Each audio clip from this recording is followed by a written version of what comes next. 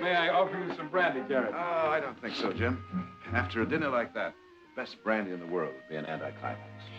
Well, that's what I don't understand. What's that? Well, you two went to the same law school together, but Jim never pays me compliments like that. Oh? Well, I must plead mitigating circumstances, my love. After all, I am your husband. A very poor defense, Mr. Scanlon. I suggest you get yourself a good lawyer. You will have some coffee, won't you, Jared? Yes, please. Well, what's all this? Little homework? The Cunningham case. Oh, yes. Well, I'd say from the looks of this, you finally got something on him. I have receipts, affidavits, depositions. I can prove his men dynamited the Collier Dam. Everything there points to the fact that his motive was to buy up the flooded farms cheap. That sounds a little like an opening address to a jury. It might be. And this time, there's going to be no tampering with the jury, no bribery of witnesses, no falsifying evidence. This time, Mr. Joshua T. Cunningham is going to find out that he is not above the law. He is going to prison, Jared. You go after him like that in court, and I'll bet on you. But you know, Jim, I'm curious about one thing. What's that, Jared? Well, Cunningham and his lawyer are no fools. They know you're the best prosecuting attorney in California. I'm surprised they haven't moved for a change of venue. They did. Judge Farnham denied the motion. It's beginning to dawn on Mr. Cunningham that the days of the freebooters in this state are over. I hope you're right.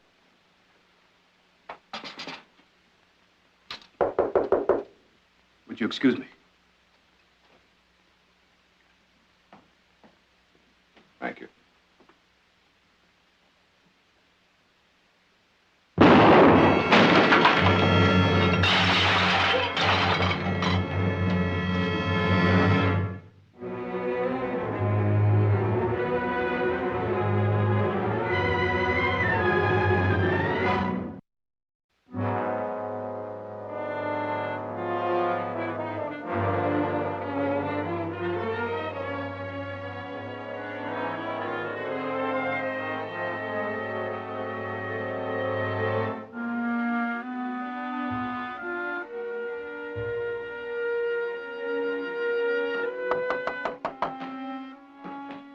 That's all right, Silas. I'll get it.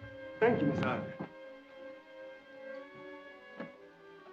Hello, Mr. Gaines. Come in. Hello, Audrey. Is Jared home? Yes, he's in the library.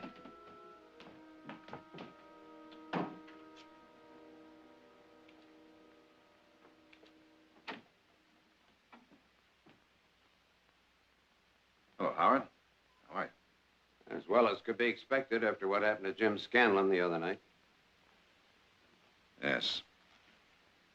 Jim was gifted and honest. Two things Cunningham couldn't cope with. Except with a shotgun. How is Mrs. Scanlon? Well, she went up to Sacramento to stay with her sister. Mother went with her, so she wouldn't have to travel alone. Well, Howard, sit down.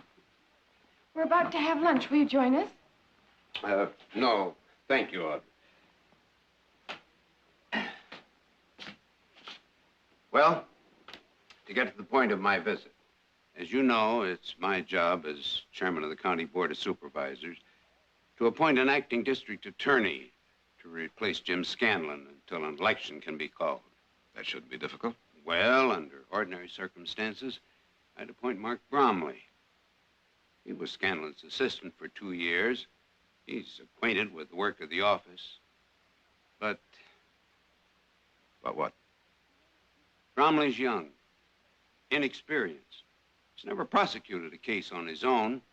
Cunningham's lawyer would tear him to pieces and feed him to the jury, one bite at a time. I guess you know why I'm here.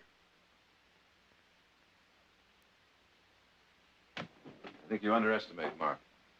He's young. He's smart and clever. He has the advantage of having helped Jim prepare the Cunningham case. He knows it inside and out. And he also knows Cunningham. And he's scared. Well, then there must be other lawyers. None as qualified as you are, Jared.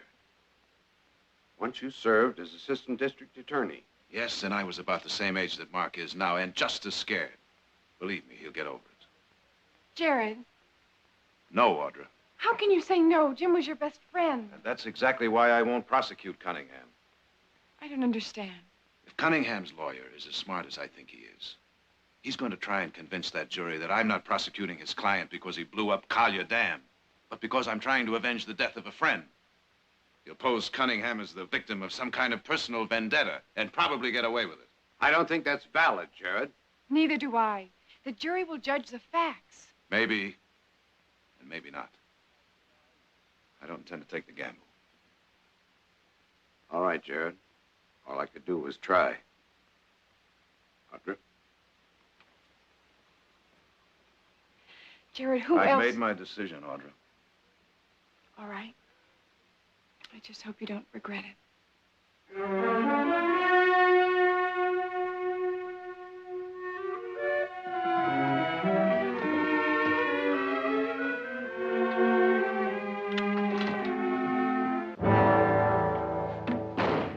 Come in, Jared. I hope you don't mind if we've made ourselves at home. Mason had a key that happened to fit the lock.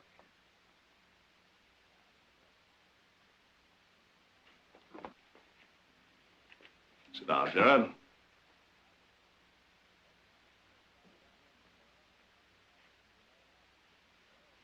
What do you want? Well, I've got a problem, Jared.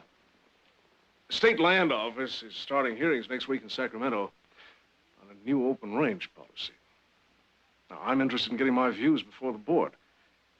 As you know, I'm stuck here in Stockton because of this stupid dynamiting charge the state has against me. It occurred to me that I could hire you to represent me in Sacramento. Hearings will last 4, maybe 5 weeks. Make it worth your while.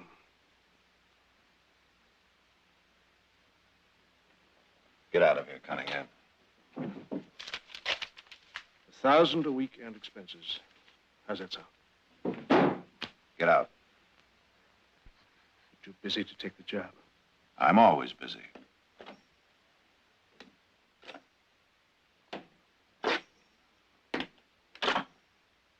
You'll get a bill for that.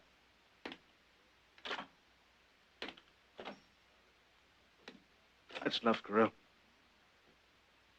There's talk around town you may be appointed acting district attorney. Is there?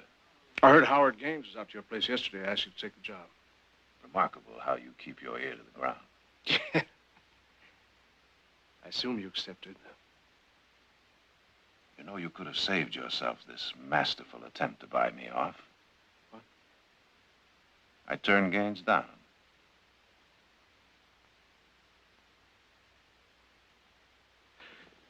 I think you made a very wise decision, Joe. Whatever you may think of my offer to represent me before the land office, it still stands. It's yours if you change your mind.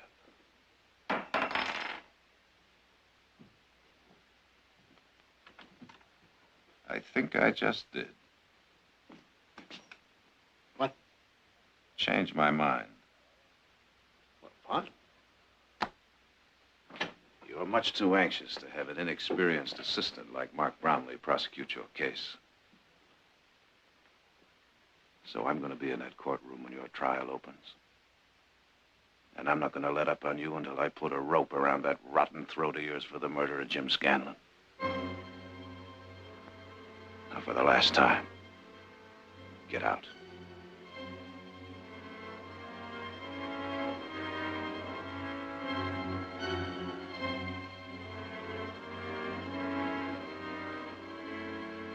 Well, now, I'll be looking for that bill from you, Barkley. You'll get paid.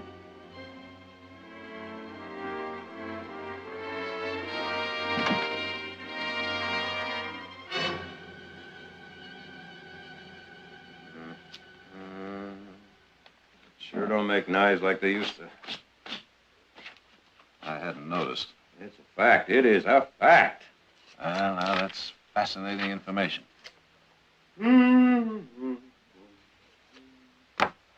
Nick, do you mind? Oh, I understand. Oh, Chips all over the place, Hampson. Yeah, that's better.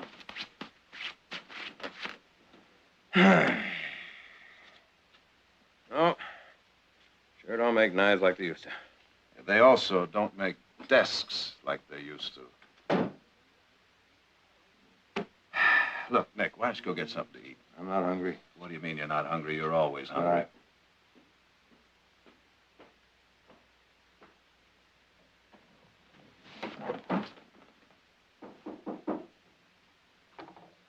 I'll get it.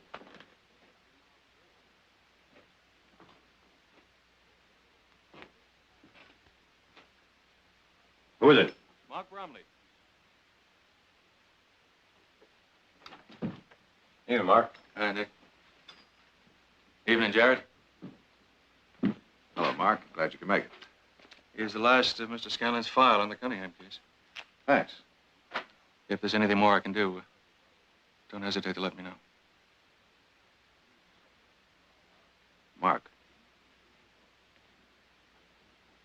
I kind of feel I should apologize for taking this case.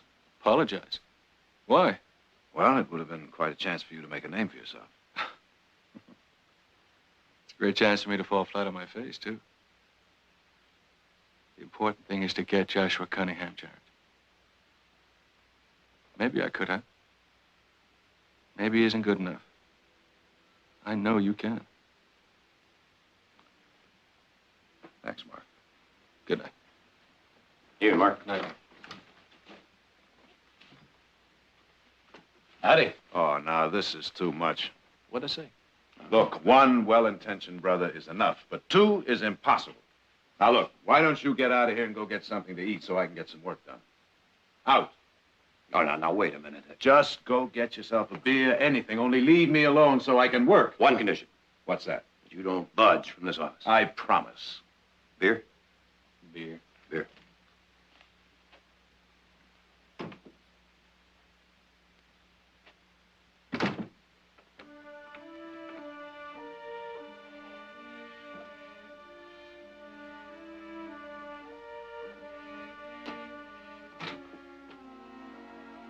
All right, let's go.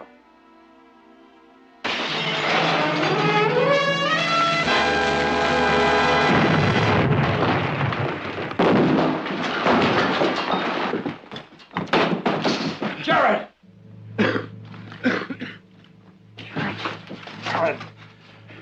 Jared, you all right? I can't see, Nick. What do you mean? Jared! I can't see.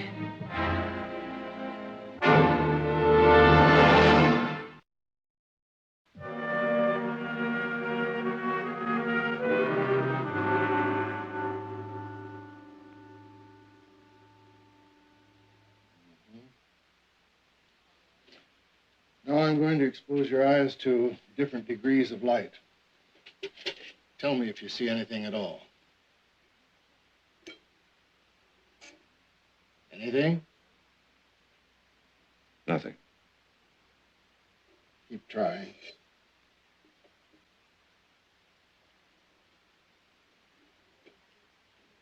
Anything?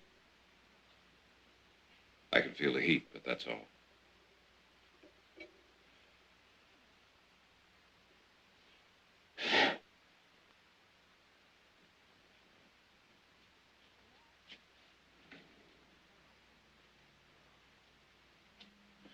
I'll be back in just a moment.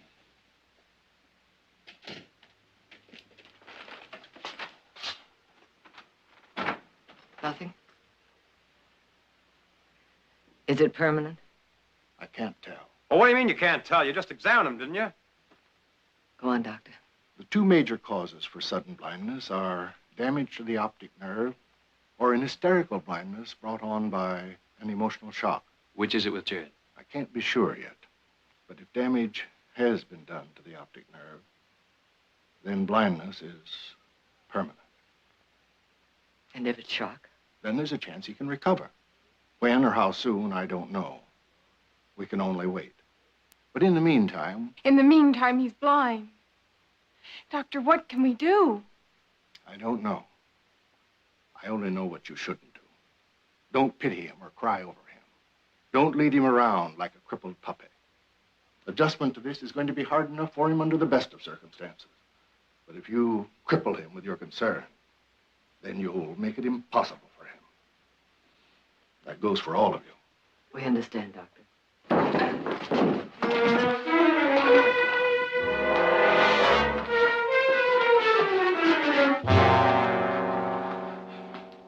I was looking for some water. I tripped. Well, I'm going to see Mr. Cunningham right now. I'll go with you. Barkley's brother. Cunningham, Hello, for 2 Nick. cents, I'd give you a beating that'd make you wish you weren't born. My credit's good. Help yourself. Just stand quiet.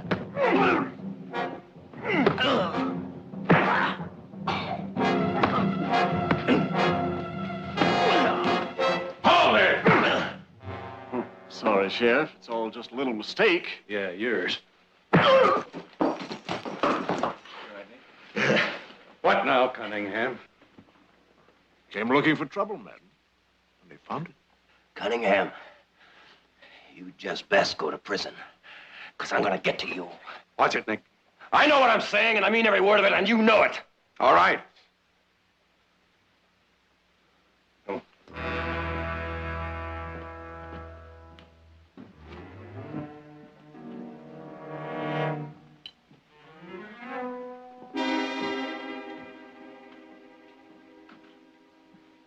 You're doing fine, Mr. Barkley. Just fine. Thank you, Silas.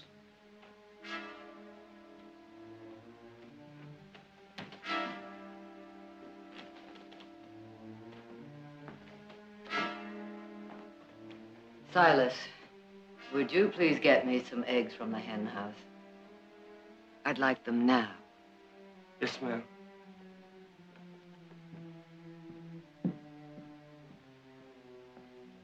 Morning, Mother.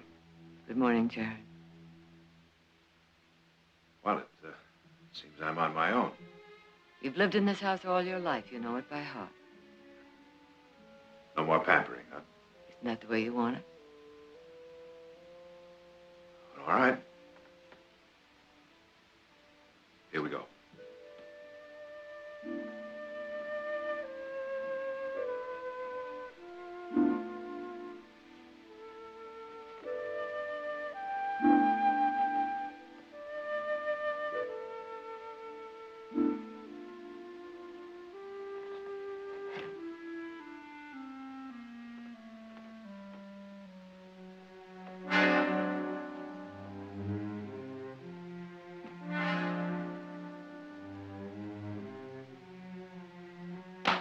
How was that?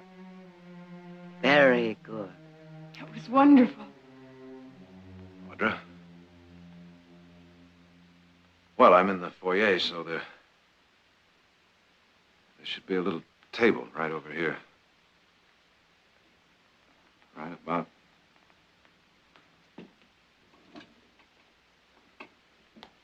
here. Right here. The living room is right over there. The archway is right up there, so the... should be about 1, 2,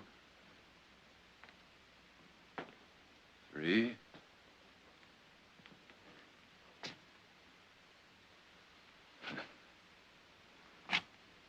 Four steps. Don't stop now. All right, let's try the living room. There should be some chairs right over here. 1, 2, 3, 4, 5.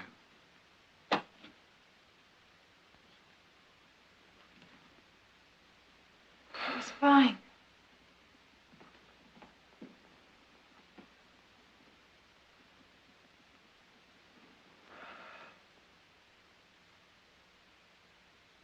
The drapes are open.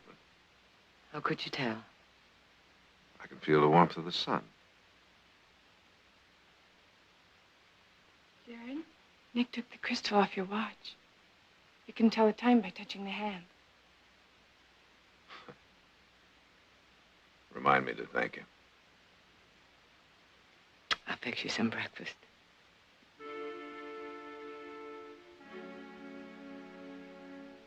Ten after 9, right? That's right. What day is it? I mean, how long has it been since? 3 days. 10 after 9, day, night, they're just words now. It's like living on the dark side of the moon. You can run along now, Audra. I'll be all right.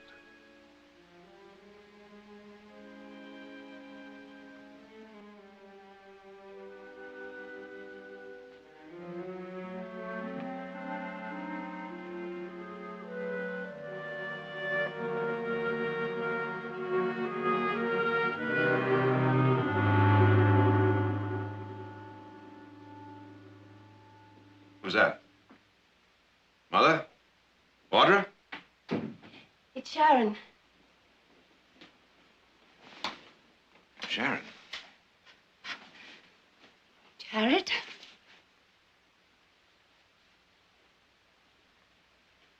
Sharon, what are you doing back here? I came back as soon as I heard about what happened. Yes, well, I was hoping maybe you wouldn't hear. Seems to me you've already had enough. I'm all right now, thank you, Jared. I brought you dinner. Yes, I know. Ham, isn't it? Baked. Show off. There, now you eat and I'll talk. Sharon, I wonder if you'd mind not staying. Oh? Well, you see, what I euphemistically refer to as my awkward situation is, well, it's particularly acute at mealtime. Jared, I understand. Do you? No, I don't think you really do. Maybe a little demonstration. Now, the meat, now that's not particularly a problem, but the vegetables, oh, those vegetables, now that is the real challenge. Now, let's see.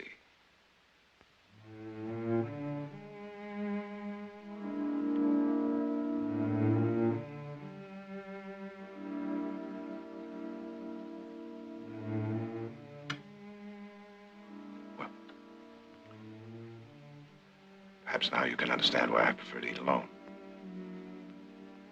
I can afford myself the luxury of using my fingers. We'll talk later then. Yes.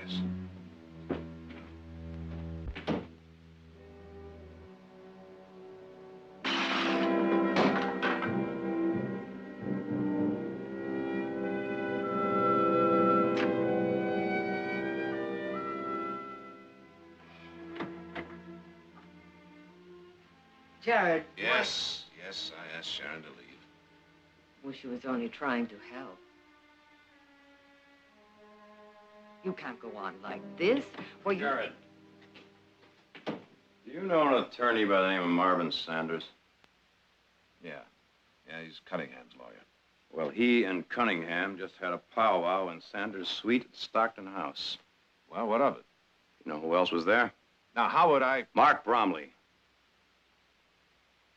Now, if Bromley's going to prosecute, what was he doing meeting with Cunningham and his attorney?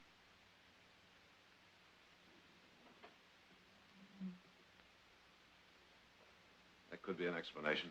Mm-hmm, including the fact that Bromley sold out. Cunningham either scared him off or paid him off, or a little bit of both. You can't be sure of that. Well, then what was Bromley doing sneaking out the back door of that hotel? He did what? I saw him.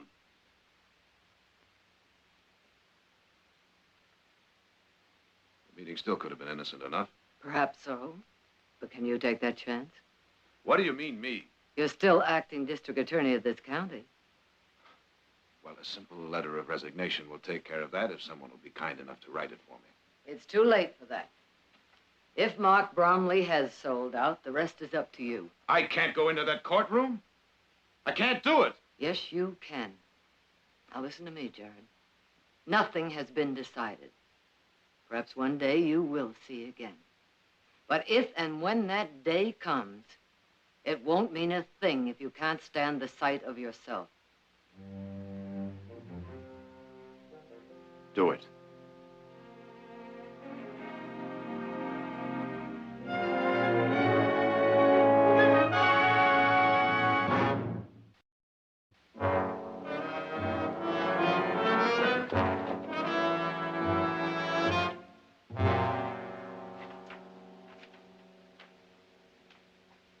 The jury having been sworn, we will proceed with opening statements. Are you ready for the state, Mr. Bromley? Yes, Your Honor. Mr. Sanders? The defense is ready, Your Honor. You may proceed, Mr. Bromley.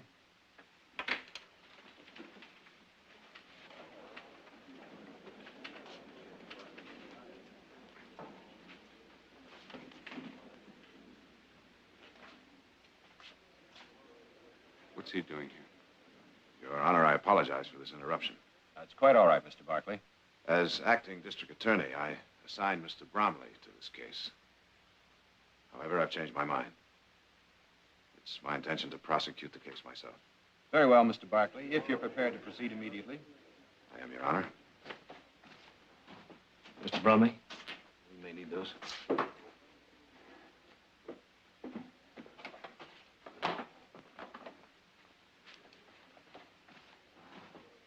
Scared? Yeah, I'm scared. Well, there's no need to be. We'll be right here in case you need it. Look at the jury. They're already beginning to sympathize with Barkley. That should do something. You try. Your Honor, this sudden change in prosecutors comes as a complete surprise to the defense. Had I known Mr. Barkley was going to be my adversary, I might have planned my case with more of an eye to... An eye to what, Mr. Sanders? It's a delicate matter, Your Honor, and I'm loath to bring it up, but in fairness to my client, I feel I must. I'm referring to Mr. Barkley's blindness and the fact that the sympathy and compassion that we all have for him will exert an undue influence on the jury in arriving at a verdict. Your Honor. One moment, Mr. Barkley. What are you proposing, Mr. Sanders? Well, in justice to my client, Your Honor, I respectfully request that Mr. Barkley withdraw from the case. Mr. Barkley? I have no intentions of withdrawing, Your Honor. Well, in that case, Your Honor, I suggest that the defendant cannot receive a fair and impartial hearing in this court. Mr. Sanders? If he could, he would be acquitted, and Mr. Barkley knows that. And that's the reason for his sudden and dramatic takeover of this case. He's come here not to prosecute the defendant, but to persecute him. He says to the jury, forget the evidence. Convict Joshua Cunningham because you pity me. No! Yes, Mr. Barkley. You've come here to wave your affliction and helplessness around in the face of the jury like a flag. You shut up. Order. Now, I warn you, Mr. Barkley, I will tolerate no such outbursts in my court. Sit down, sir. Nick. Your Honor, I move for a mistrial. Motion denied. When you're ready, Mr. Barkley.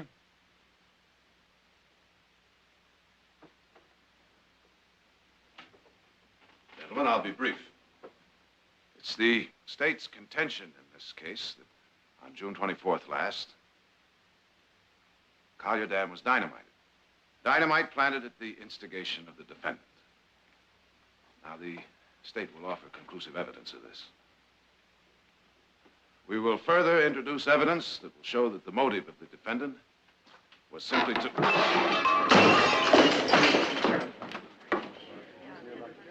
I'm all right, Nick. I'm all right. Let me alone. Are you all right, Mr. Barkley? Yes, I'm fine. Now, gentlemen, as I was saying, the state will offer conclusive evidence that the...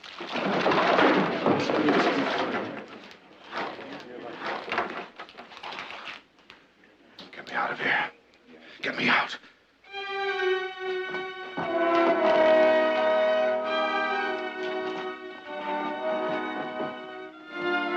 we'll recess until 9 o'clock tomorrow morning. How about a drink? No, thank you. Tearing a blind man apart isn't something I care to celebrate.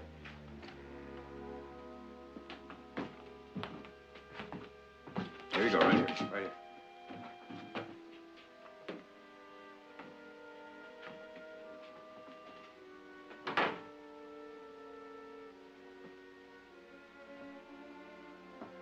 Well, I think somebody better tell Bromley the job is all his. You don't mean that. Jared, what did you expect when you walked into that courtroom? Didn't you know Cunningham's lawyer would tear into you? Yes. Yes, but I hoped I'd be able to take it. You can. Will you stop it? You stop trying to tell me how brave I am. I was lost out there. A lawyer has to be able to see. He has to look into a witness's eyes and know whether he's telling the truth or not. He has to know what effect he's having on the judge, the jury. He can't plead his case to the wall. Take me home. Jared, I'm not going to insult you by saying I know how you feel. I don't know. No one does. But one thing I'm sure of, and it frightens me just as much as that courtroom frightened you, that if you don't do this, you'll never do anything. You'll just sit in darkness for the rest of your life being afraid, always afraid. I need more time. I don't believe that. Time is your enemy, not your friend. Time will only ask for more time. Shall we go? I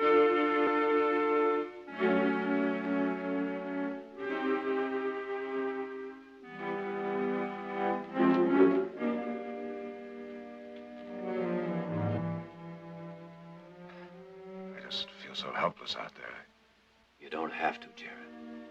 What are you going to do? Whittle me a pair of eyes? You can hear, can't you? And you still have a memory. And you're going to learn that courtroom. You're going to get to know every inch of it, every stick of furniture and every crack in that floor. By tomorrow morning, you're going to feel as much as home in that courtroom as if you built it yourself. 1, 2, 3. Your Honor?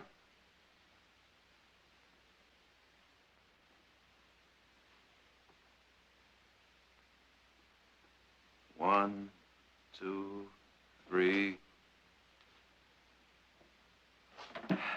Now, how was that? Good. Tired? Tired. That's too bad. We're just getting started. Now, Nick, you just said I it said was... it was good. I didn't say it was perfect. That's what it's got to be tomorrow morning when you walk into this courtroom. It's important, Jared. Yeah.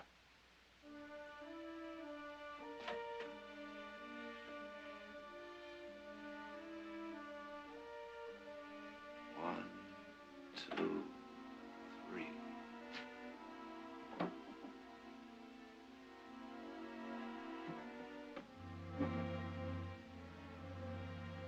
One, 2, 3, 4. And so, gentlemen of the jury, on the basis of the evidence and the evidence alone, the state is confident that you will find Joshua T. Cunningham guilty. Your Honor, I call Simon Templeton. And as proprietor of the Dry Forks General Store, did you, on the afternoon of June 21st, sell an unusually large amount of dynamite? I did.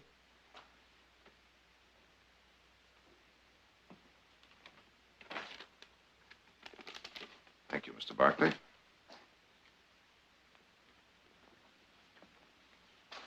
I now hand you this receipt and ask if you recognize it.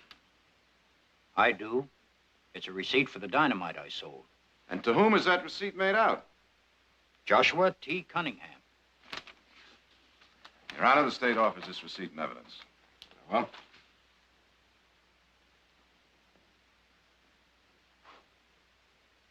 I wonder if I might trouble you gentlemen for a glass of water.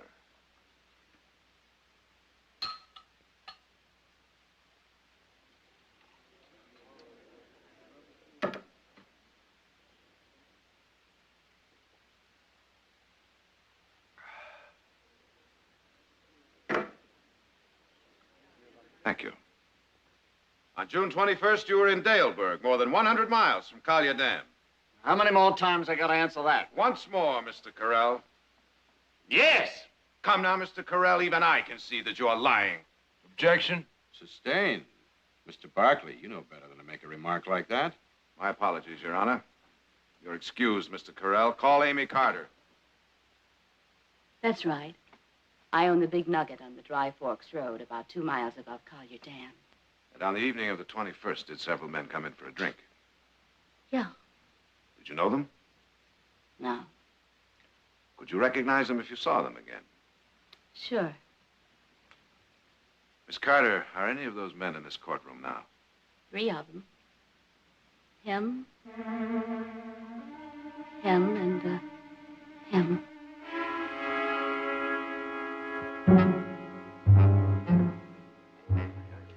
You gotta make a liar out of that Carter woman when you cross-examine her. I'll do my best. You give me up. I'll play out the hand, Cunningham. But you might as well face it. Barkley has got you right by the throat.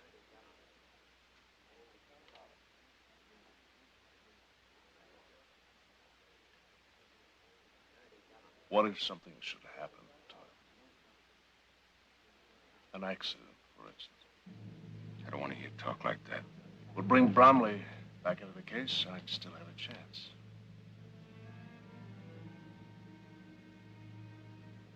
Good night, Sanders. Good night.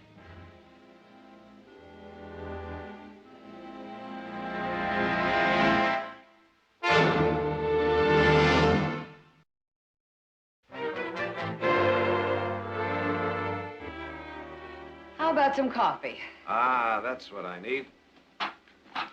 When did Heath and Nick say they'd be back? Oh, they'll be riding herd until morning. I thought it was kind of quiet around here.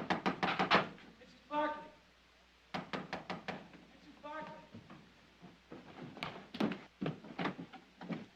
Mrs. Barkley? Dr. Marat sent me. Dr. Marat? Your son Heath's been hurt in a fall from his horse. Nick took him to the doc in town. The doc thinks you better come. Silas, get the buggy. And Silas, I want you in order to go with her. Yes, sir. I'll get back to town. Now run along. I'll be all right. Run along.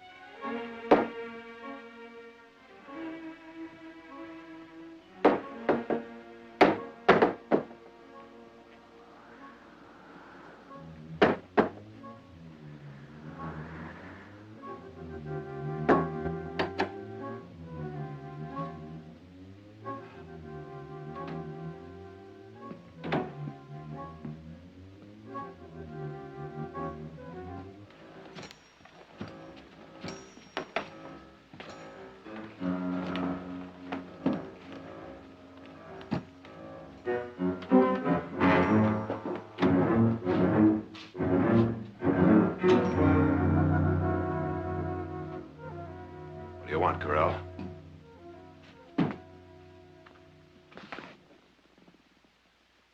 Come on, I know it's you.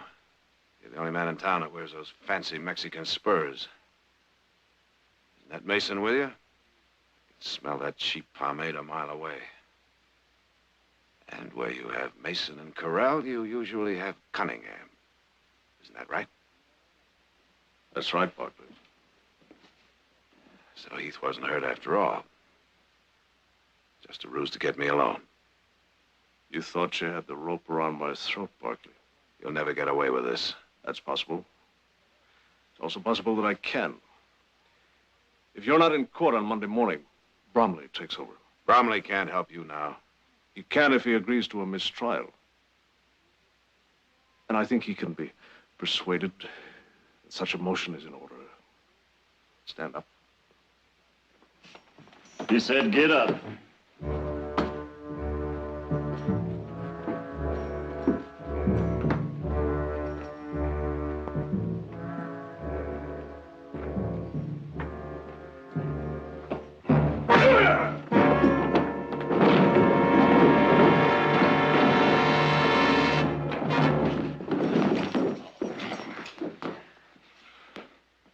Don't fight it, Barkley. All right, Cunningham. What are you going to do with me? You're going to have an accident. There's an open well out back. You went out to get some fresh air. You got confused, stumbled, fell into the well, and drowned.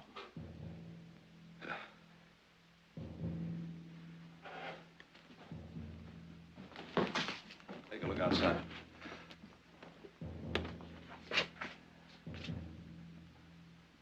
All clear. Bring him along.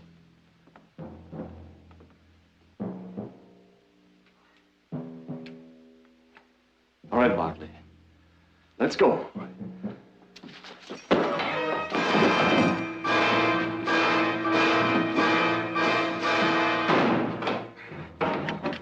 Corral!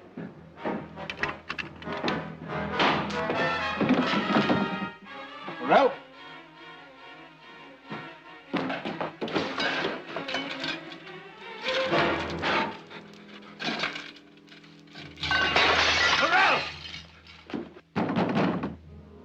Corral! 5, 6.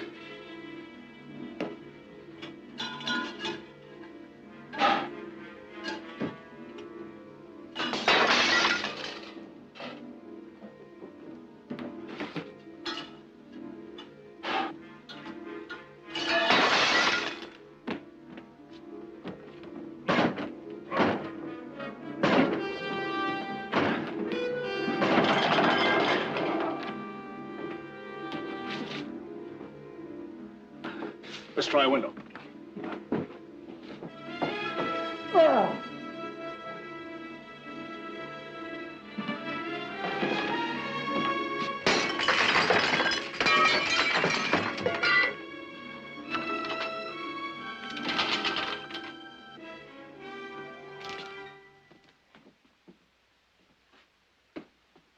Get some light in here.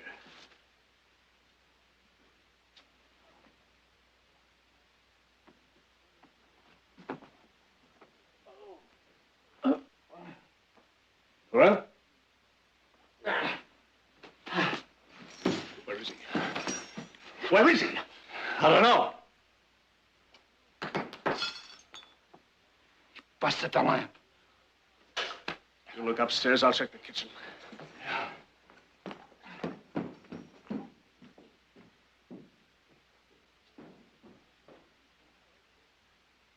Looks like he busted them all.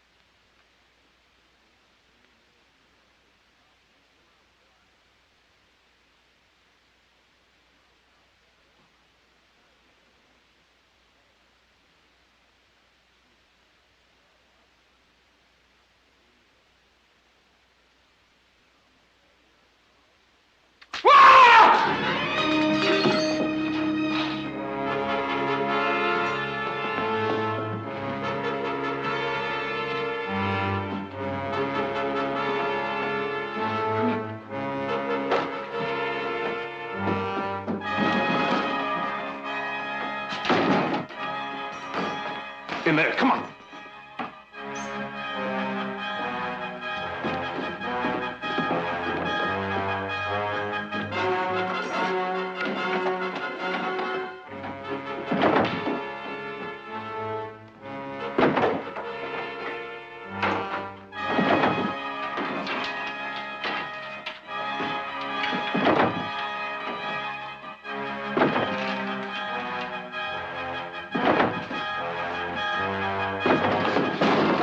Barkley! You two have your guns out? Drop them. Better tell them to drop them. Do as he says. One at a time so I can hear them fall. I can take him. Come on, try it. We'll see which one gets it first, me or your friend here. No, Corell. Let me hear it fall, Corell. I'll kick him over here where I can feel him. All right. Now you two get out of here. You get on your horses and let me hear you ride just as fast as you can. Do as he says.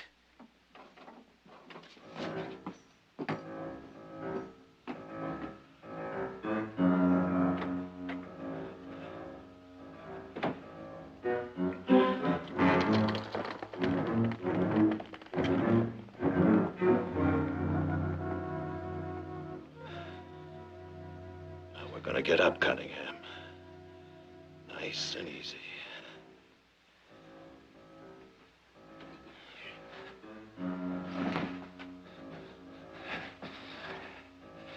All right, there's a chair over there. Walk to it, nice and easy. You're gonna sit in that with this gun in your head until somebody comes to take you off my hands.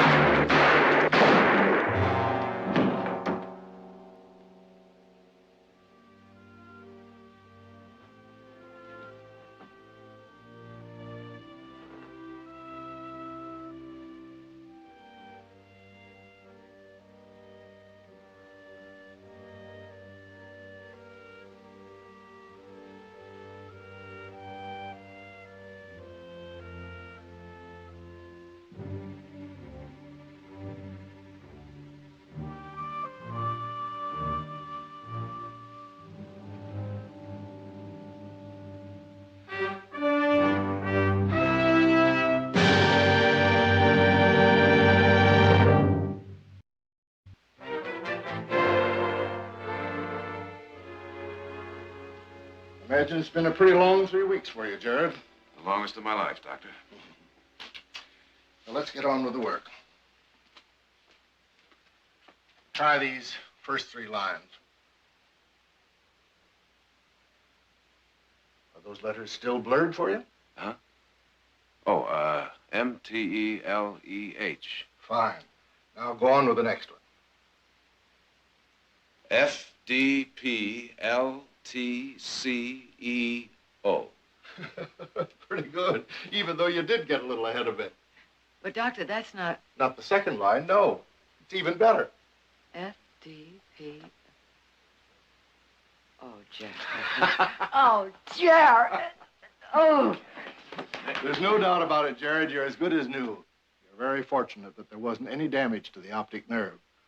Thank you, Doctor. Thanks for everything. Well, we got some fences to mend. Yeah, we're very glad for you, Jared. Right now, we gotta get to work. Hold it a minute, Nick. What? Could you boys use a little help? Well, Well, how do we sure could? Well, I'm your man. You're not serious with those lily white hands of yours. Well, I don't think I'd look any sillier digging a post hole than you must have looked in that courtroom.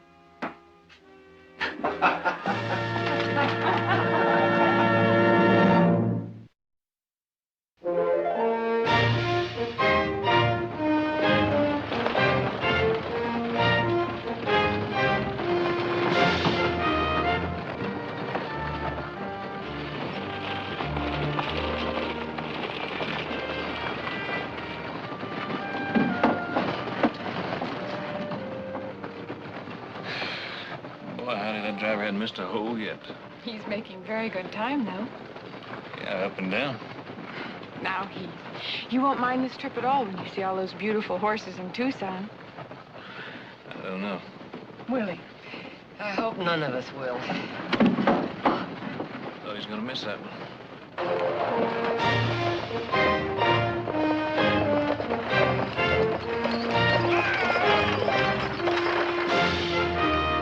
What are you ladies trying to do? Get run down? We have a passenger for you, driver.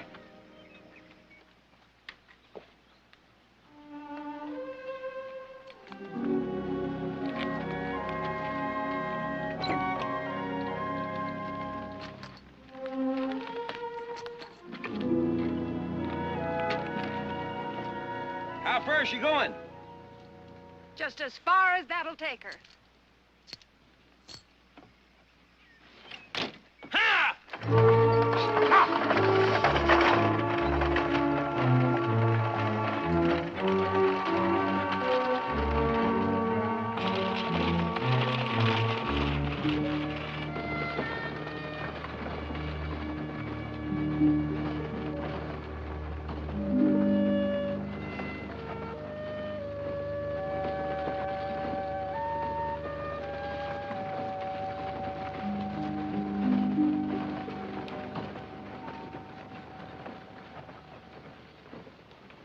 Please. Thank you.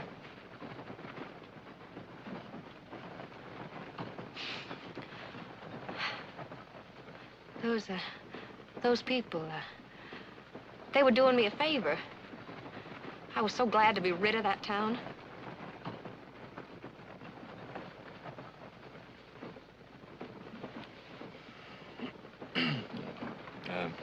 Would you like some water? I'm all right.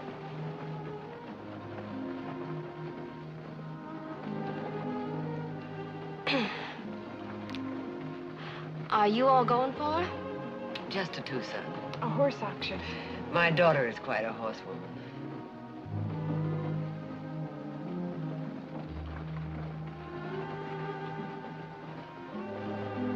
I'm going home.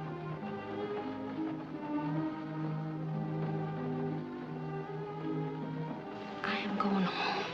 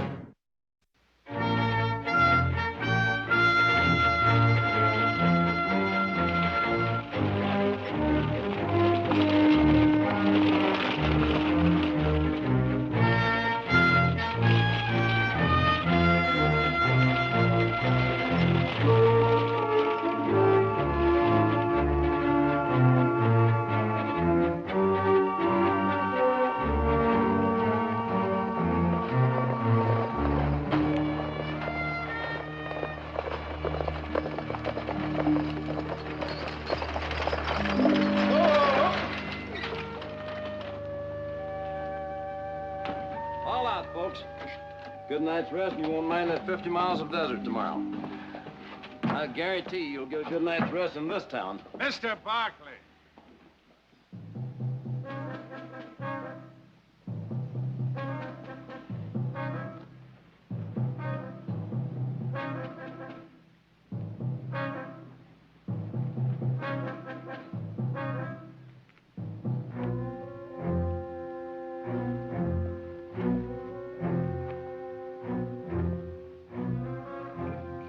I've been looking for you for a long time. Well, now you found me. You always were a little too sure of yourself, Heath.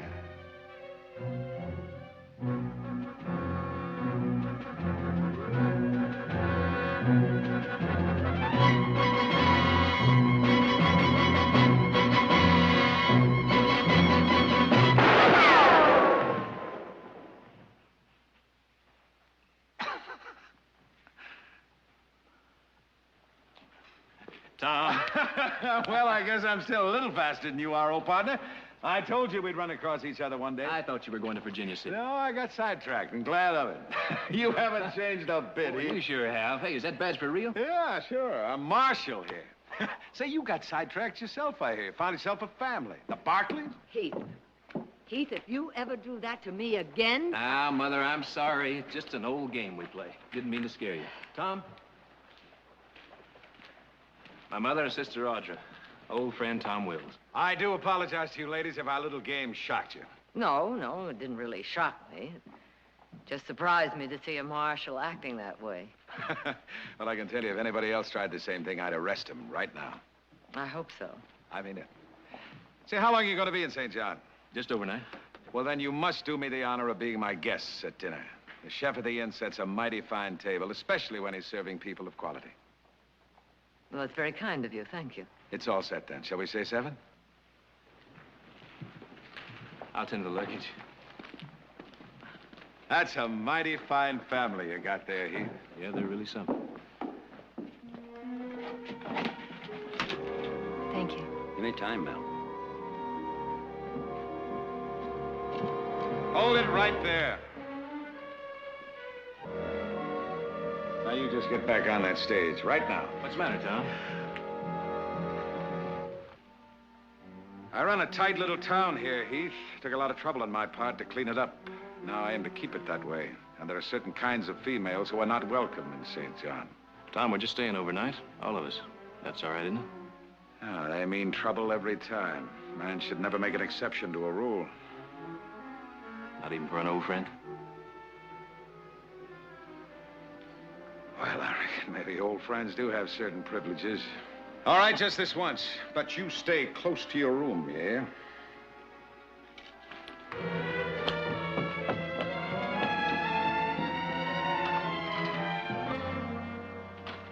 That kind of woman is trouble, boy. Pure trouble. Well, now, Tom, when did you become such an expert on women? Well, just never you mind. Hey, Heath, leave that gun in your room, will you? In case you hadn't noticed, nobody in town wears a gun. Except me. All right. See you then. All right.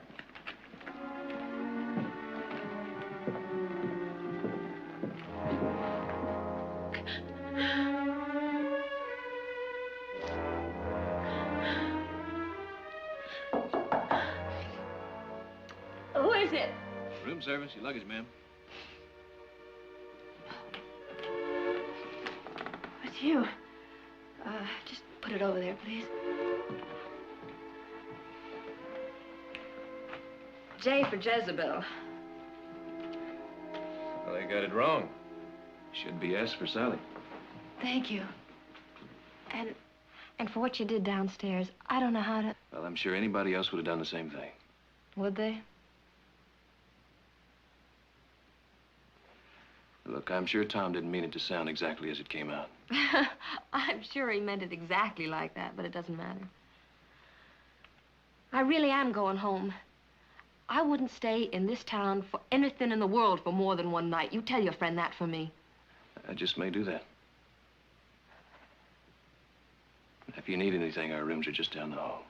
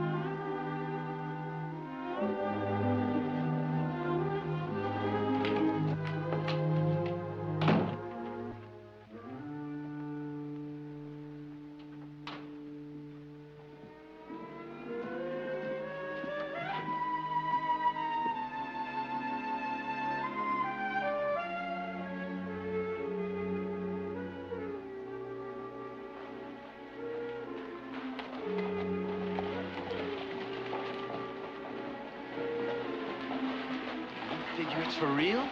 Ooh-wee. Not Mr. Willstown, it ain't. I never seen no mirage like that before. Wonder where she come from. heard we was getting a new schoolmarm in one of these days. If that's her, I just may go back and finish up my learning. Listen to him. Why, you can't even get 2 words out to my sister without stammering. She's nothing but freckles and knobby knees. Yeah, a lot you know. Yeah? Well, go on then. Let's see old Romeo in action. I got 25 cents here. It says you ain't even got nerve enough to say boo to that female.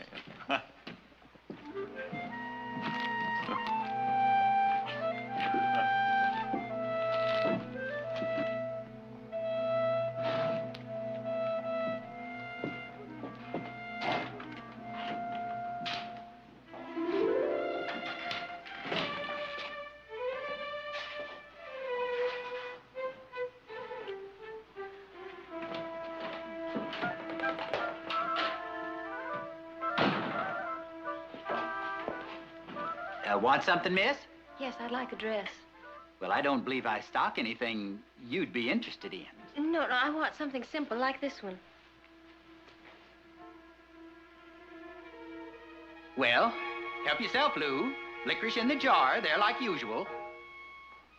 I come for chewing tobacco. Since when, I'd like to know? Since right now,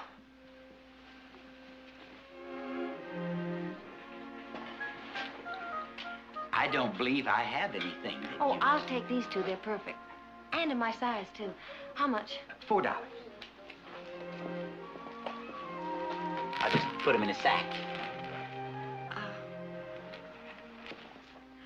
And I like a licorice. Well, just help yourself. It's right there in the jar.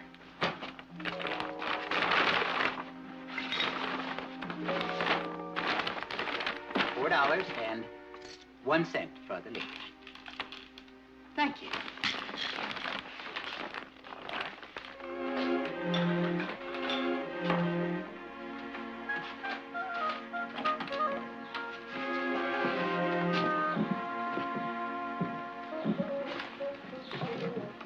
Two?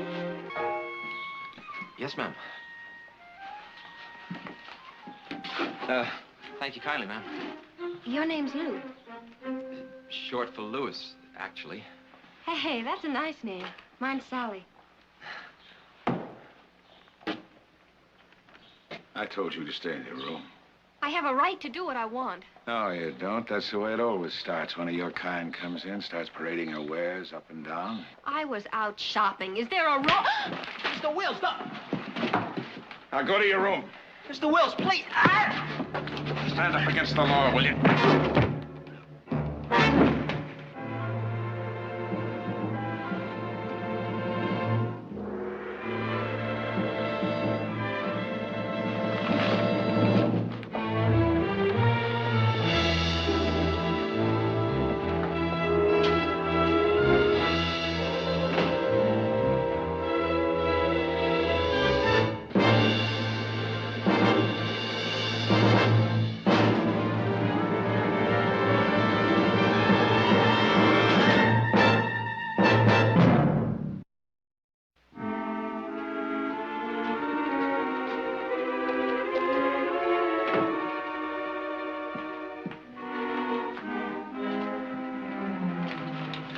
Sally, is anything wrong?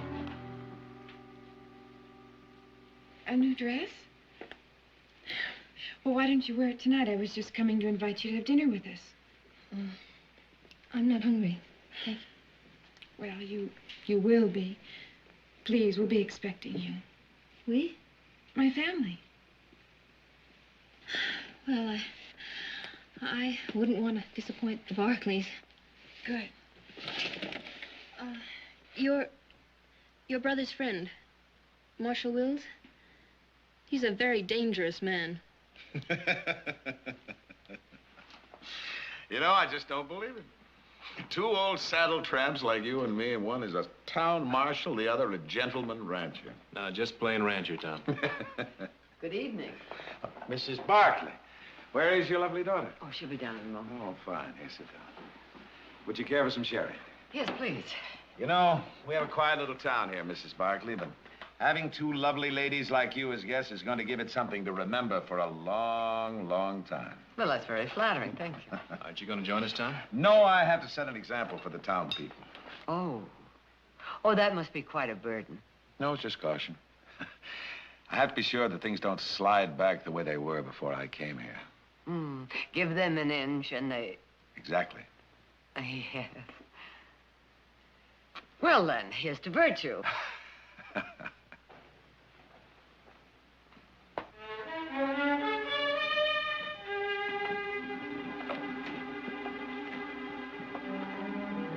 I invited Sally to join us, Mr. Wills. I hope you don't mind. No. Isn't Sally's new dress pretty?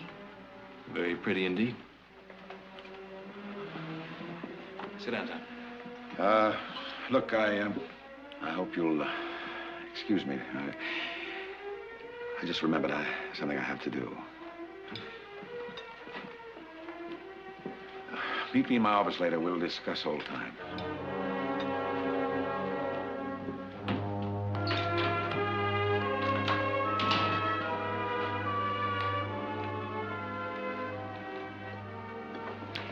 Waiter, you may serve now, please. I'm sorry. For what, being hungry? I guess he's afraid I'll taint his town by staying in it overnight. Oh, nonsense. Have you known him a long time, Heath? 6, 7 years. Was he a close friend? Yes. He was.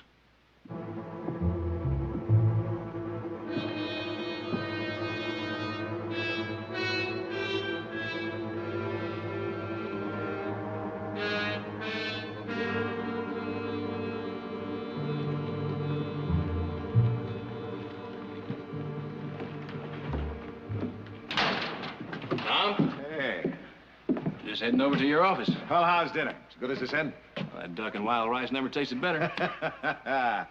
This little town will surprise you, Heath. Take a look around. What do you see?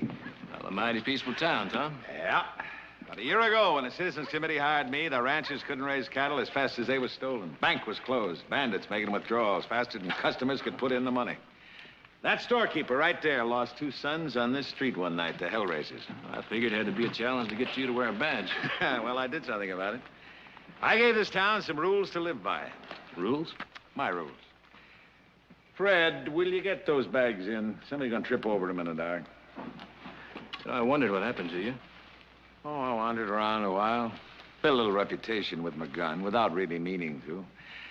And then one day, I rode into St. John. Found a home? Pond. Big fish in a little pond here. That's the way I like it. Come here, I want to show you something. See that little house there? It's not bad diggings for your old trail partner, eh? Sure beats a blanket on the cold ground. Yeah, it was given to me by the townspeople in appreciation. Very nice. Come on, I'll buy a drink.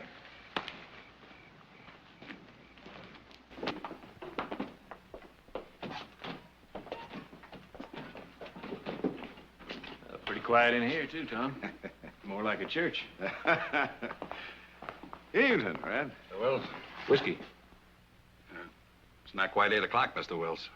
Oh, we've got a rule. No drinks sold before 8 o'clock. Man's place is with his wife and children during the family hour. Fred, due to the fact I have an old friend with me, I think it's close enough to 8 o'clock to let the folks have a drink.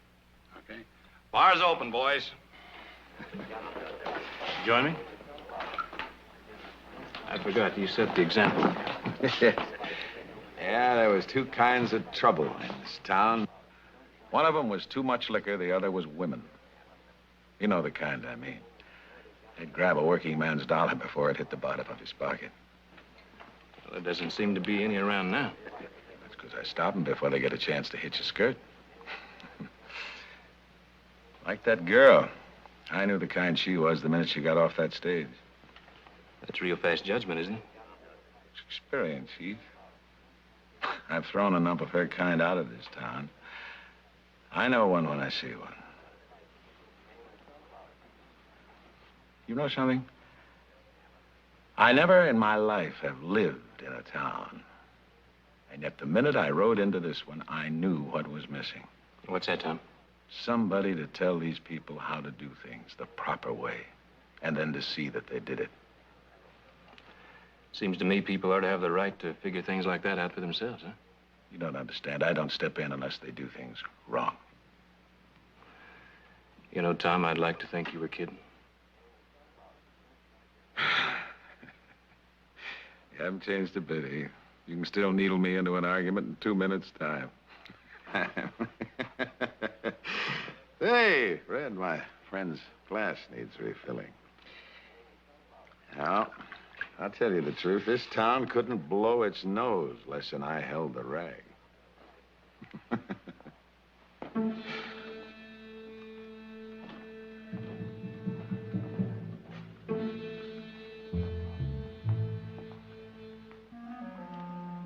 What is it, boy?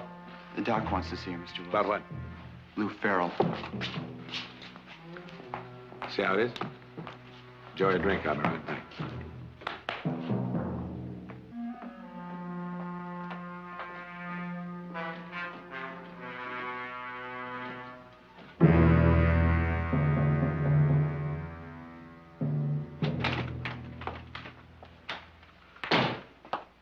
What's the matter with him?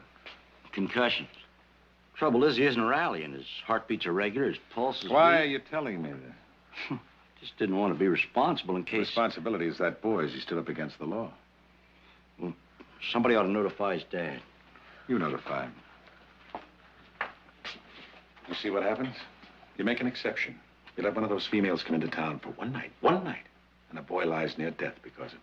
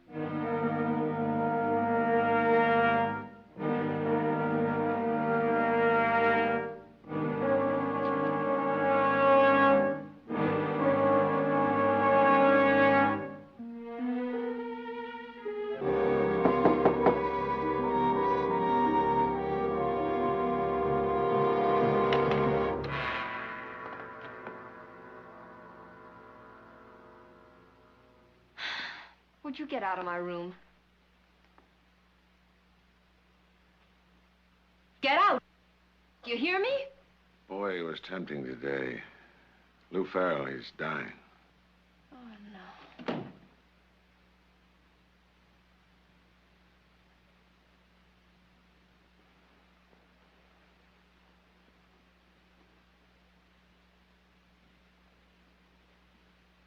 That the perfume you were tempting him with? Get out of here! Well, maybe I was all wrong about you. Where'd you say you come from? Red Rock. Red Rock. I know Red Rock pretty well.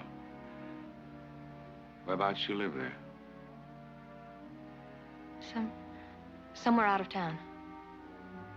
The edge of town? Oh, will you leave me alone, please? Now, what you do there? You don't have to answer. We both know, don't we? Well, little lady, you seen it happen? A young boy smells the witch's perfume, and before you know it, he's lying in the street. His life blood oozing out of it.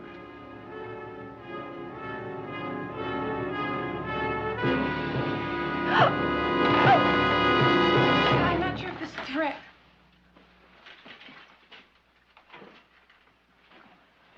Good night, Miss Audrey. What did he want? I want to go home. Sal, you are going home. He won't let me. He's never going to let me leave this town. I know it. I just know it.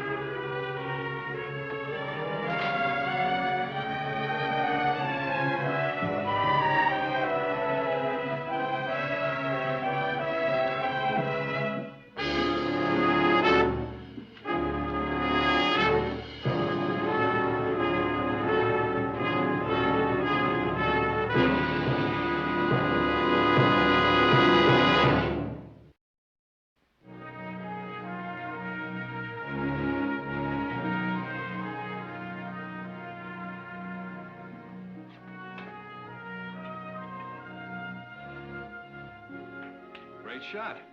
Tell him. Afraid one of these days, though, he's gonna make me get rid of this pool table. Wills? Yeah, he doesn't care for pool much. Says it's the devil's game. Oh, I don't see how anybody can get in any trouble playing a little pool. Unless he cheats.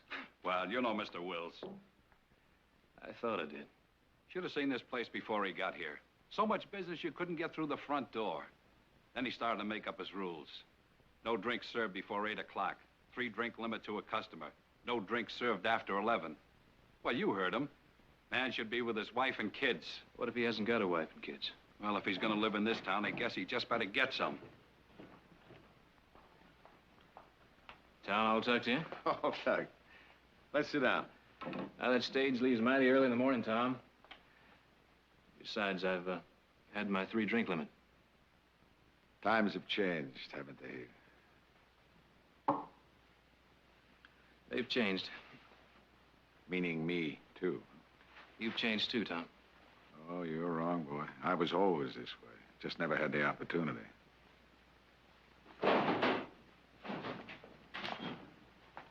Evening, Mr. Farrell.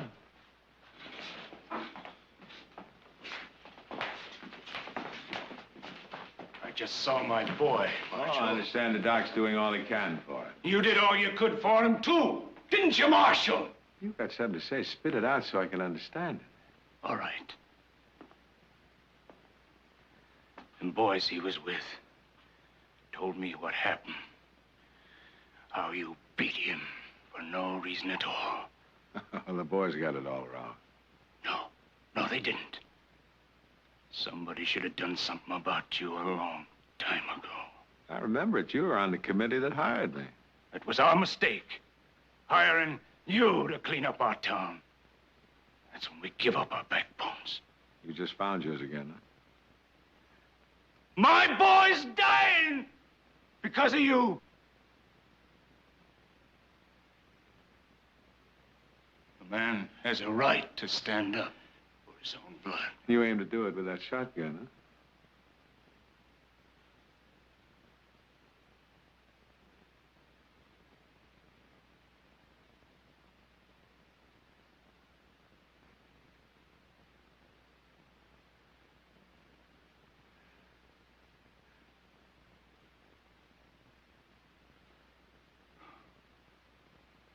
Well, you're a big talker, Mr. Farrell. Big talkers don't pull triggers. And they never find their backbone. Come on, Amos. Now get up. Come on. Come on. Here's your gun. You ought to know better, Amos, than to bring a gun into town. Now, you get home before you get into real trouble. Come on. Go.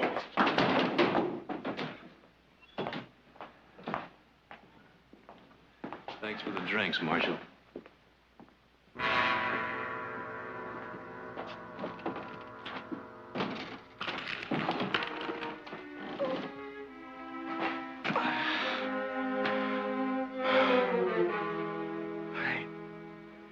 I never shot a man.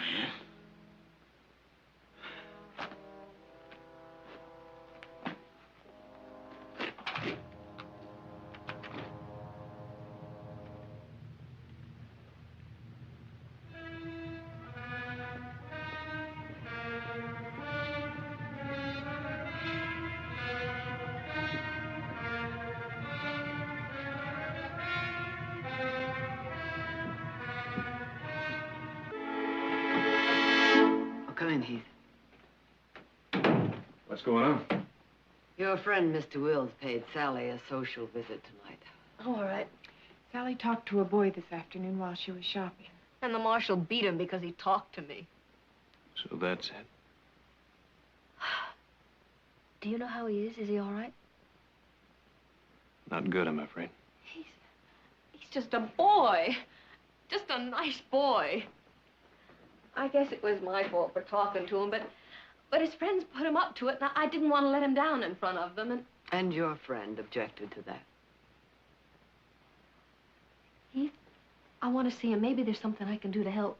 Sally, the best thing you can do is stay right here. Look, don't you understand? He wouldn't have gotten hurt if he hadn't stood up for me against the marshal. I've got to try and do something to help him now. Do you know where he is? At the doctor's office. Please, Could you take me to see him?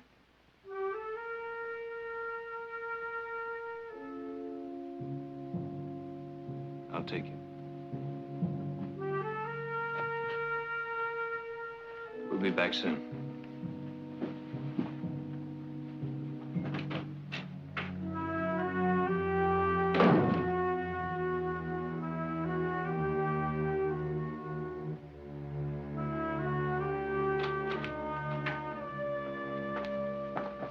The boy.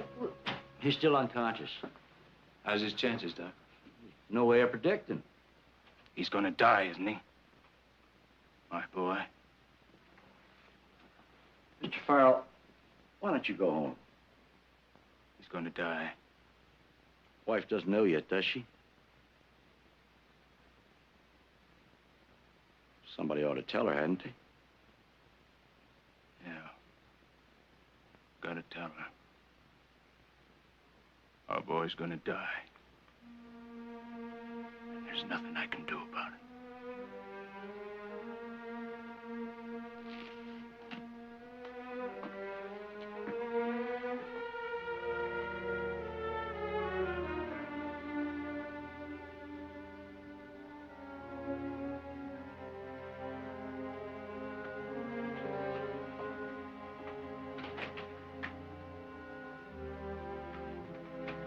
Reckon he don't know how right he is.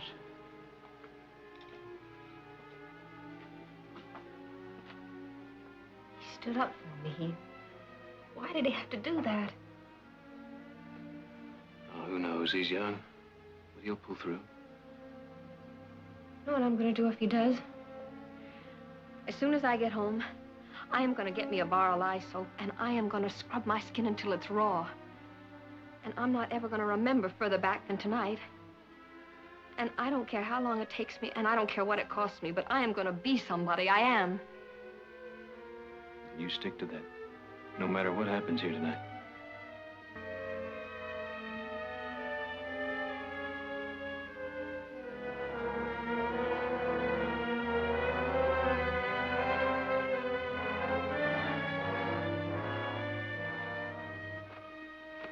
Eamon. Eamon. Over here. Here. It's me, Eamon. It's me, old man. You. Still got that shotgun, Eamon. Why don't you use it, Eamon? Huh?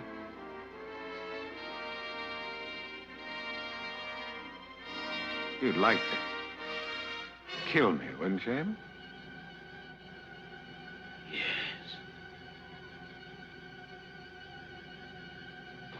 Yes. Yes, I'd like to kill you! Why don't you try? Try,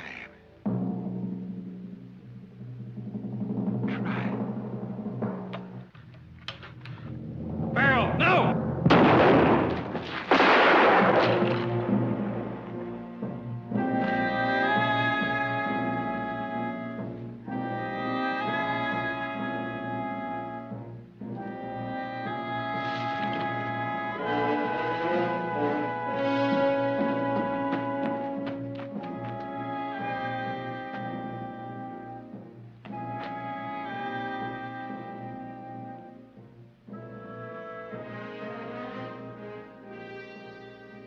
It was murder town. What do you mean? I even let him get the first shot off. What more do you want? Cold-blooded, deliberate murder.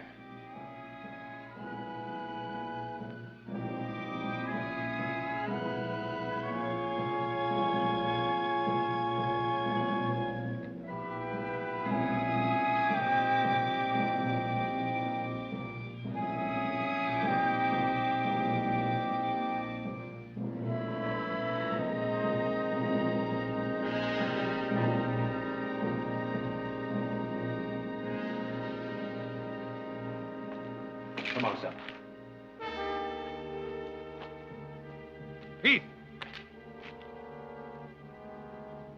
I told you to leave that gun in your room. Next time, do it.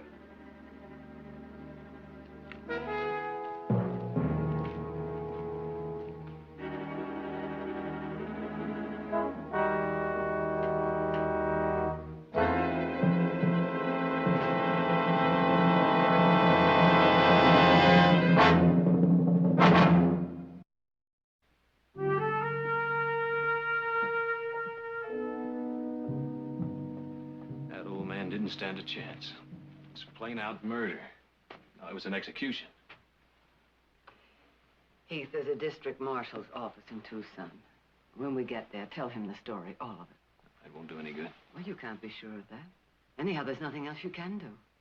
Mother, I came within a hair of drawing on Wills. That would have been a mistake.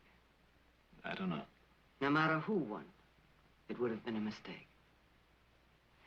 Just make that report to the district marshal. Sally, why don't you spend the night with Audra? Yes, please.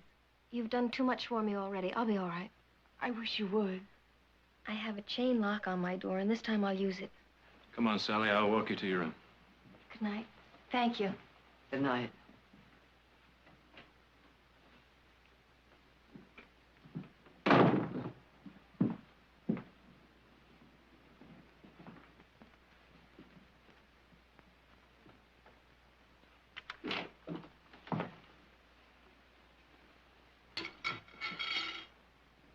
See?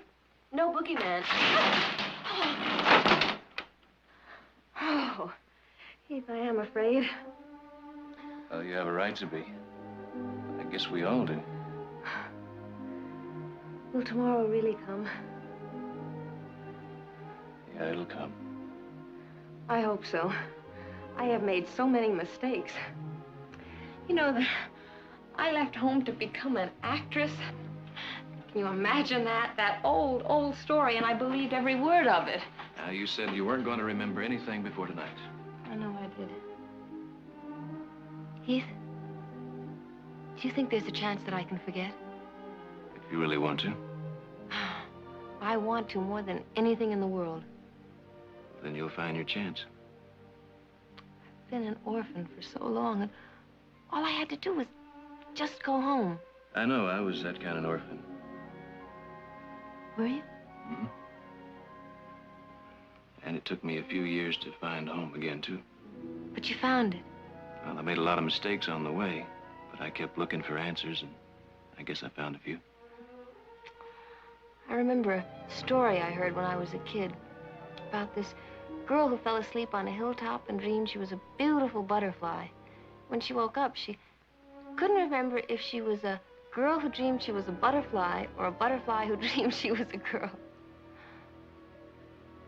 That's the way I've been. I didn't know who I was until now.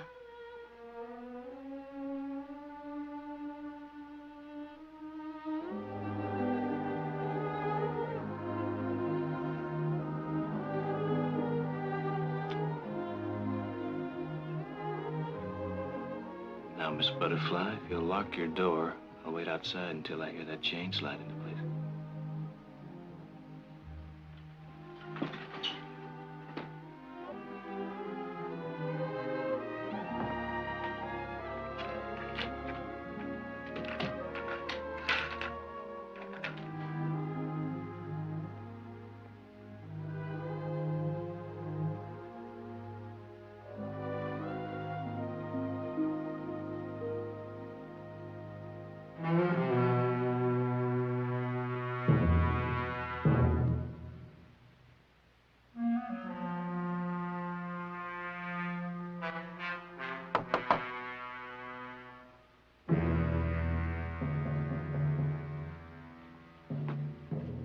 Who is it? It's Heath. Just a second.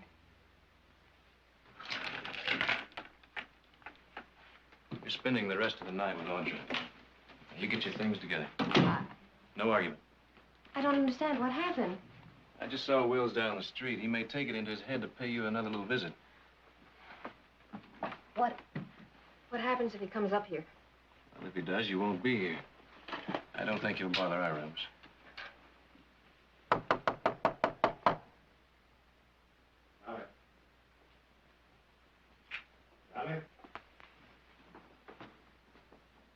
Who is it? Tom Wills. Open up. Please. Sally, there's no need to be frightened. I've been thinking, and I haven't been fair to you. I thought if you and I could have a little talk. I'd like to talk to you, Mr. Wills, but Tomorrow. No, Sally. Like I say, I was thinking, trying to go to sleep, tossing, thinking about you. Please. And I was thinking about little animals, young animals. They're wild sometimes, that's their nature. Sometimes all they need is someone to guide them, that's all. Look, don't you understand? I'm just not interested. Sally, you can't go on like this. This is no life for you, being chased from one town after another. Now, this town is different. What I say goes here, do you understand? One word from me and nothing would be too good for you.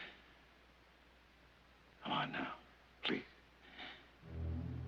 Let me in. Please.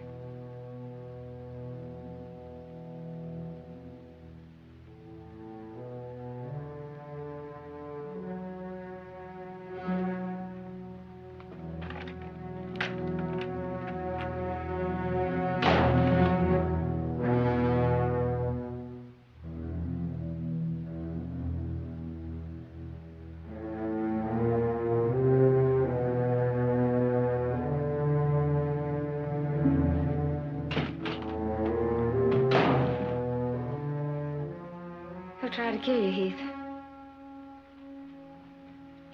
It'll be all right. He'll never let you leave town alive. Not now. Come on, finish your packing.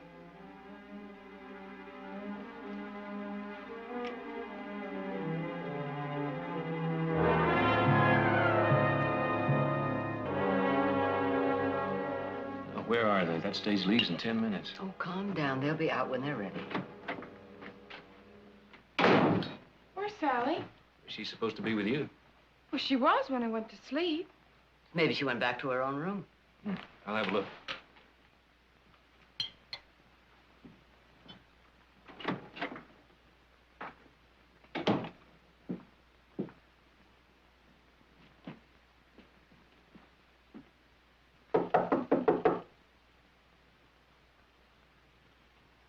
Sally?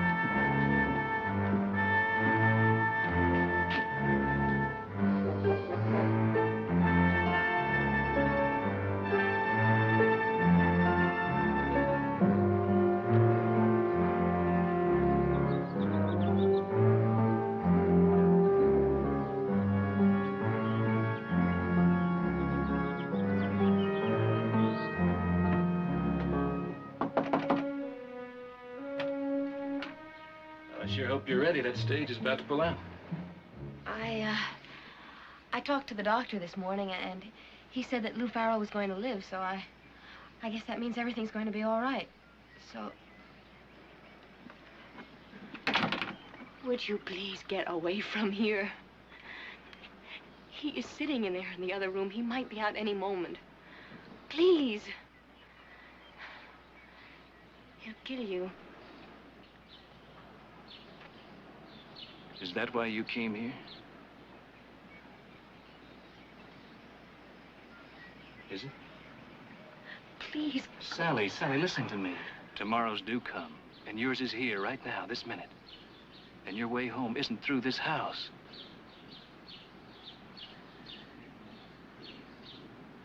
But I'm not leaving without you.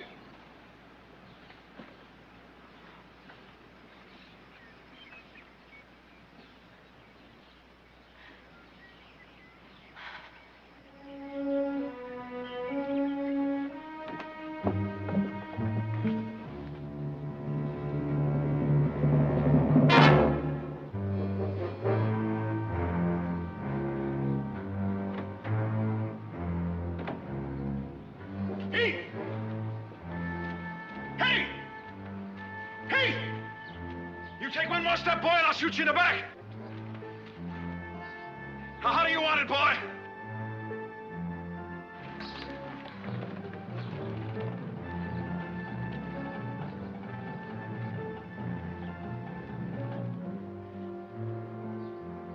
Don't try, Tom.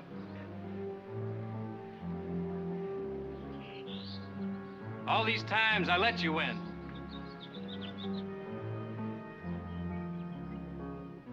Understand? I let you win.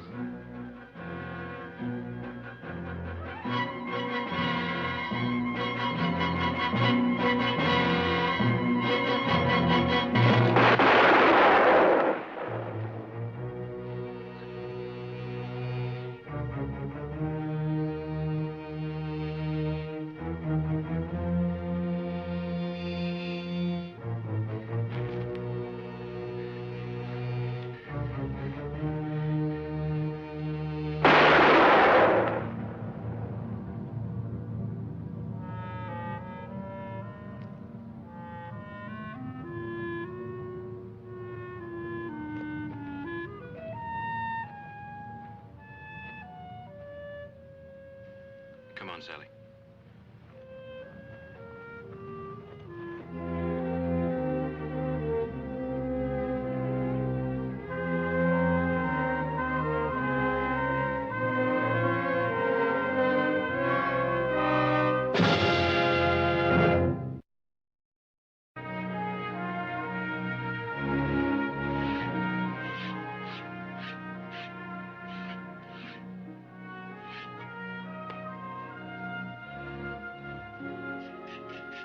Isn't he something? He's a beauty, all right. You didn't want to go to that auction. Did I say that? Well, I wouldn't have missed it for the world. Heath, is that true? Maybe if you'd stayed home, none of that would have happened in St. John. Well, it wasn't anybody's fault, Audra. Why did Tom act like he hated Sally when all the time he really wanted her? I guess he just wanted to prove something to himself. That he was something different from what he really was.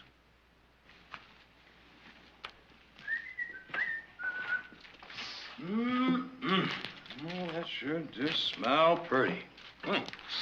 Well, now, what's biting you? This is a package got down the post office.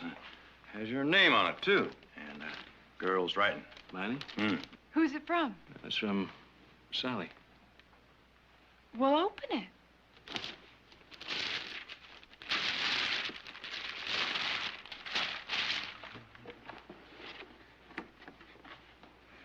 It's got a letter in it.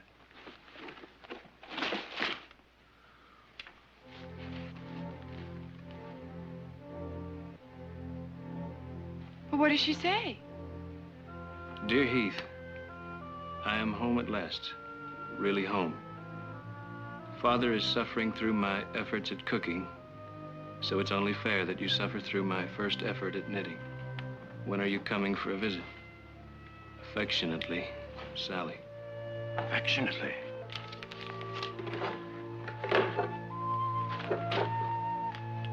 Now, what is that? Well, it's a muffler. And what are you going to do with it?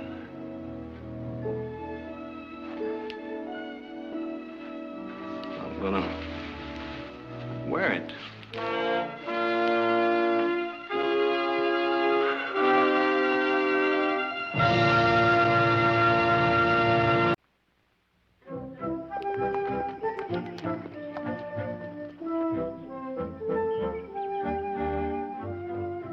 I first met that girl. She was skinny enough to sit on quarter, show silver all the way around. I married her. She went plumb to suet. I swear she could get fat biting her fingernails. Hey, Charlie, looky there.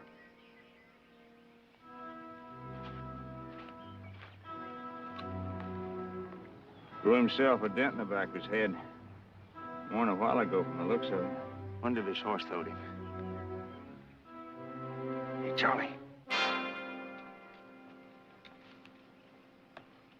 Same as the other one. Ain't likely they both got horse-throwed. Looky, I'll tell you what. I'll stay here with him. And I want you to ride into Stockton and tell the sheriff the whole story. All right? Uh-huh. All right.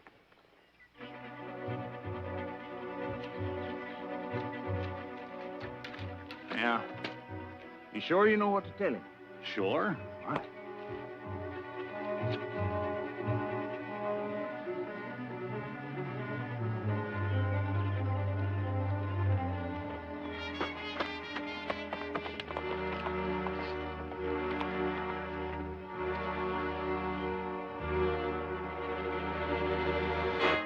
Charlie!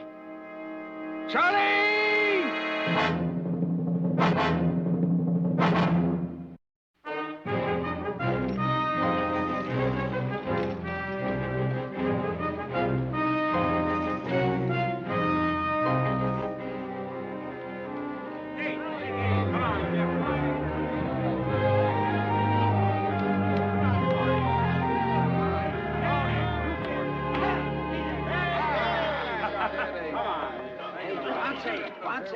All right, coming up. 400. Hey!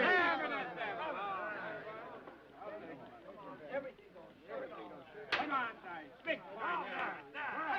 Hey, come on, Jeff. Hi, Heath. Sit down, Glenn, before you fall down. Go on, how about a drink? Had all that I can handle last night. That, too. Hey, I saw your foreman down by the corral. The Barclays didn't buy much at the auction. Well, we were going to buy 50 head of Hereford, but all but 4 were substandard. So I thought Nick was dead set against Hereford. Jared and I talked him into it.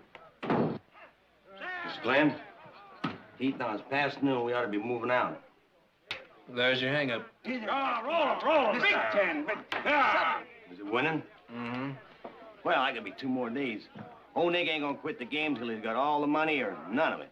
Dace, you like ham sandwiches? Yeah, I like him. It's all yours. I'll see if I can pry him loose.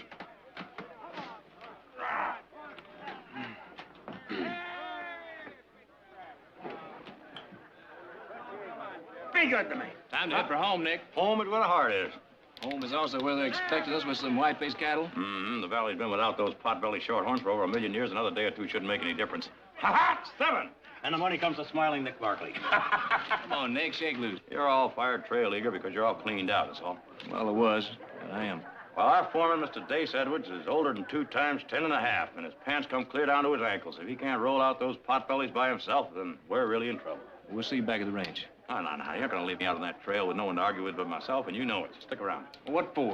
This is for. Come on, now, a little less. Come on, 200 more. Let's go. Oh, look at all that money. Trail expenses. You move them out. We'll catch up to you later, eh? Yeah, I'll see you in a couple of days. Dace, my San Francisco tobacconist makes these up especially for me, 50 cents a piece. Smoke them real slow, will you? Yeah, thanks. Well, I'll spend a night at Bleak House, Newman's Crossing. See you there, huh? Yeah, Bleak House. Have a nice trip. All right, come on. 7 devil! All right, new shooter, gentlemen. New shooter coming out. And he's coming out for $800. Am I cover? Turn in. Come on. $10 with a shooter. 10. All right, guys, come on.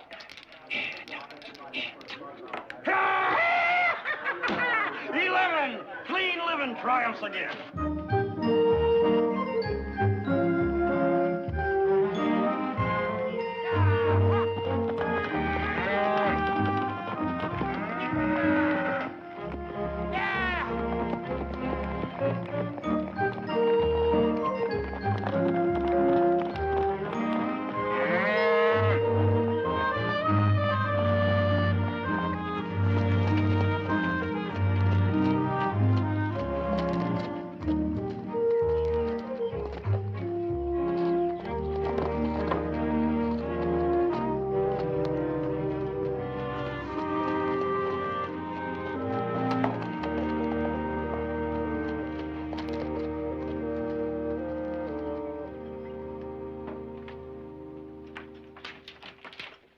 Howdy. Well, afternoon. You got any vacancies? How many of you is there? There's 5 of us. Well, 50 cents a head includes a hot supper and a hot breakfast. Come on. 4 of us are cows. Oh, yeah? Yeah. Is them things all right? What do you mean? The belly swelled up like it got the vapors. And their short legs like you didn't find a salt leg. Horns link his thumb. Those are Hereford cows. They're worth $100 apiece. Anything worth $100 can look any way it wants to. It's the first critter I ever seen worth $100 was wearing spurs. $100. That's right, $100. What you gonna do with them? Well, I'm gonna interbreed some fat on some of them stringy mossy horns. That's what I'm gonna do. You more like come out with bacon and beef. Yeah, well, right now I'd settle for a bowl of beans. Oh, I'm sorry. That'll be 5 cents for you and a dime each for your horse and cattle. That comes to $1 even. And I'll house them, odor them, and curry them. Got nothing smaller than 20? Afraid not. Well, that's all right. You go down to the house. My daddy has some change, and then my sister will sub you. You can wash up in the trough out over there. Okay. Glad to have you.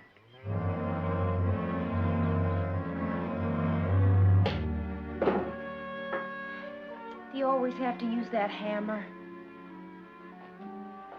I swear, after the way your brother and I slaved to get you all that schooling, you don't read nothing except in fairy tales. Always thinking that you're a Cinderella princess. Anything wrong with dreaming? No. You just keep a good, tight grip on that dream. One of these days, it'll all come true. You get enough money and build that hotel up on the North Rise. A big, sparkling white one. A real showcase. And kings and emperors will come from halfway around the world to enjoy our hospitality. I'll get me a solid silver nutcracker with handles. Why don't you fetch me a little taste of whiskey like a good girl? You have to wait. We've got a guest.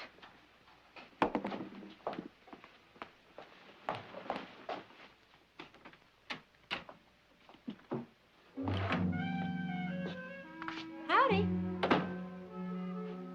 Howdy, ma'am. Well, howdy, cowboy. Here, let me take your gear. You've been swallowing a lot of trail dust, have you? Well, I chewed enough sand to make my teeth get short. Well, sit down, sit down. I got something for you that'll make your teeth grow 1.5 feet. Belle, pour the man a drink. Only charge you a dime. Less than you want the 20-cent kind.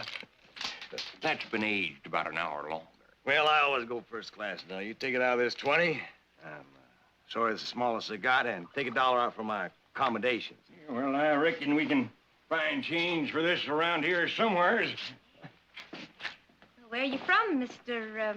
Edwards, Dace Edwards. Originally from Cincinnati. Coming out west to make your fortune? Yeah, little idea of mine. I got them 4 Hereford cows out there, and I'm going to start a new breed. Yeah, I saw you ride in. Those are eastern-looking cattle, all right. $100 a head. You must have done pretty well back east to save up $400. Oh, just a drop in the bucket. Here you go, cowboy. Thank you there. Belle, you take good care of our friend. I've got some work to do out back. Okay, Pa. Oh, you care for a refill? Yes, I never did like to eat much on an empty stomach. Pardon me for saying this, ma'am, but I've been to 1 circus, 2 carnivals, and 8 county fairs. And you're the prettiest girl I ever saw. Well, I bet you said that before. No, never once. So help me. Well, I'm just a simple country girl. You're liable to turn my head. Yeah, I wouldn't do that. Oh, here, let me.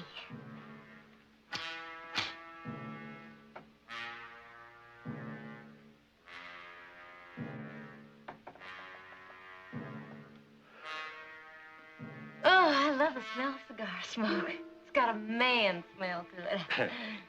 Well, I get these made up special in San Francisco. Oh. Virginia tobacco's fine, but I like mine a little heavy on the Cuban. You know something? I never knew a man who was really comfortable with his boots on. Yeah, well, I've had them on for 4 days now. They're kind of stuck. They're kind of growed on like. Well, here, you just let me help you with them. You take your other foot and push.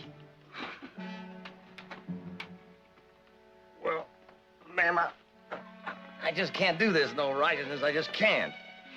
Just lean back and push. Ma'am.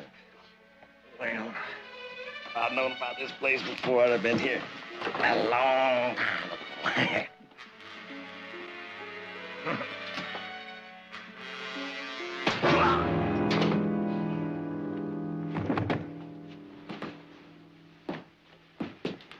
Hit him a good one. He's dead.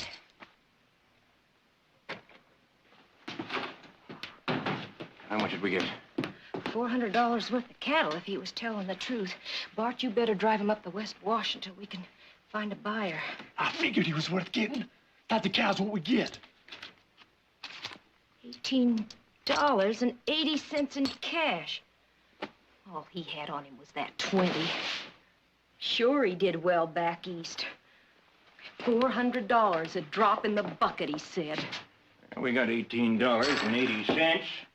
Plus what we're going to get for his gear and cattle. Now, that ain't bad for a half hour's work. But he fooled us. Someday I'm gonna meet a man with so much money he doesn't have to lie. Yeah, don't fret so. Bart, see if you can load him into the wagon, and I'll drop him in the river. Belle, you clean the blood off on the floor. Oh, now, Princess. We get enough to build our hotel on the North Rise, you're going to be up to your neck in rich men. The day always seems to be getting further and further away. Your biggest problem is the way you roll the dice. You use that wrist flip. It's no good. You don't get any control. You gotta push them out with the heel of your hand and say, come on, dice. And I've been in certain parts of the country where they call that a carpet slide, and they shoot you for it. There it goes again, that attitude. Nothing wrong with mine. Your attitude is all wrong. You think wish. You don't think win. Now, when you roll, you gotta talk to those dice. How do you expect them to do what you want them to do if you don't talk to them? You better rest these horses. They're not sweating. Well, I am. I never once heard you say, come on, dice. Make it, and I'll get you some new spots. Nick, them squares are made out of ivory. They can't hear a word you say. All right, and how come I'm a $3,100 winner? You cheat. I play the winning streak. Play the winning streak. You can't win, you can't win. You can't lose, you can't lose. You look over there. Look over there. See that little rabbit? You see him? You see him? Yeah, I see him. Now, I'll bet you $10 when I holler, he's gonna spook to the right. Huh? Huh? No bet. No. There, see that? Now, when was the last time you saved $10 so easy? It must have been 15 or 20 minutes ago, when I didn't take that bet on whether them stupid birds' nests had pink eggs or blue eggs. You want to camp here? I got some hooks. We'll see how lucky you are with these trout. Oh, no. I can afford a hot meal. Oh, by the way, where was that place old Dace was going to meet us yesterday? Bleak House up by Newman's Crossing. Oh, now, why can't we stay there the night? Get up, have a fresh start in the We're morning. only 6 hours from home, Nick. We'll be in there before midnight. Tell you what, we'll flip for it. Heads we go to Bleak House, tails we go on home. Not a chance. But I'll bet you the food is lousy. 50 cents it isn't. No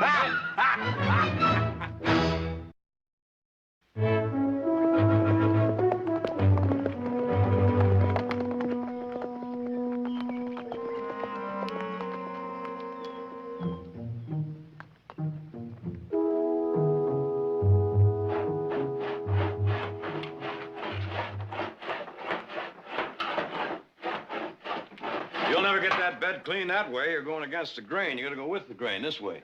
This way, eh? Look like somebody got hurt here. No, we just slaughtered some hogs. Hogs, huh? Well, how does a half a dozen pork chops sound to you? Sounds great to me.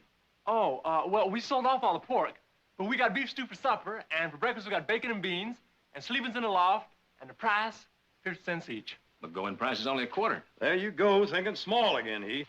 Here. Here's 5. Well, I ain't got change for $5. Oh, that's all right. You take it. We just want the best in the house. You got it. Say, what time did our foreman leave this morning? Who? A fellow named Dace Edwards. He was driving some white-faced cows. He was supposed to stop here last night. Did he stop here? No, ain't been nobody around here for days.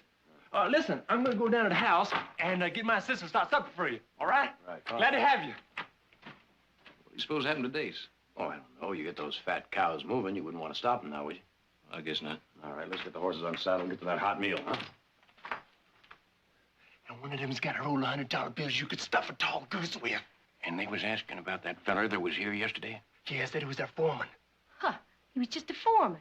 Well, you can't trust nobody nowadays. What'd you say? Well, I told him we never seen nobody fit that description. Good. You figure they got $1,500, maybe $2,000? Oh, more than twice that. Enough to get us a real fine hotel. We go get them at supper? Not so fast. They're young and they're wearing their guns low. Yeah, and I want to know who they are, where they come from, and where they're going. We made a mistake with that foreman. But, Daddy, all you gotta do is swing that hammer just a couple times. Now, Belle's right. There's no sense in courting a noose. Hey, they're coming. This could be the biggest one yet. It could be the last one if you ain't careful. Belle, you feel them out, and I'll be in the back room getting some shut-eye with both ears open.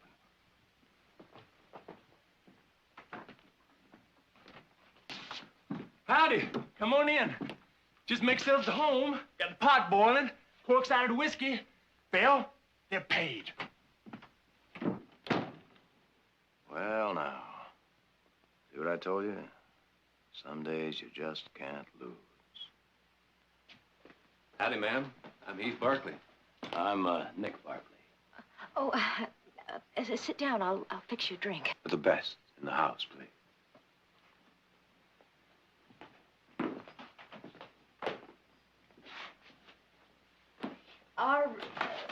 Are you the Stockton Barkleys? Yes, ma'am. Hope you gentlemen are hungry. You like beef stew? You make it, I'll guarantee it.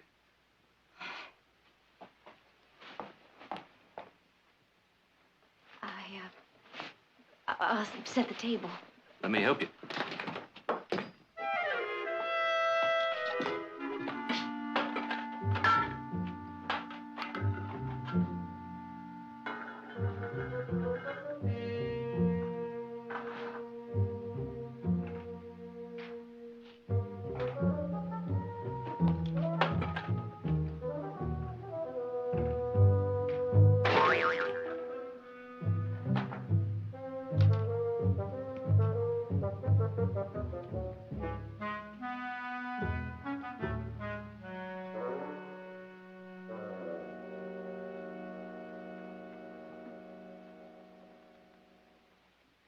It's your move, Mr. Barkley.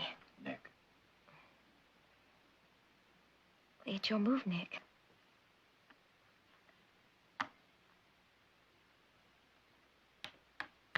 That wasn't a very good move. Make it hard for a fellow to concentrate. It's getting late. You must be tired, Mr. Barkley. Nick. Oh, Nick. We don't get people like you by here very often. Well, no, I don't see why not. It's a very cozy place. Cozy? Well, I guess it's better than sleeping in a cell. That's about all you can say for it. Well, no, I wouldn't say that. Well, I've seen your house. Yeah? When? When I've been to Stockton. I sit up there on that South 40. Guess I've spent a lot of hours looking at it. Big white pillars. We're gonna have a house like that someday. All white and sparkling, like a palace. Well, when you come by, be sure to come visit. Well, I won't be able to make up a stew like yours, but I'll sure make you up something. Well, I don't get to Stockton very often. Do you get by here very much? No, not ordinarily. This may prove to be my favorite route to Fresno. I hope so.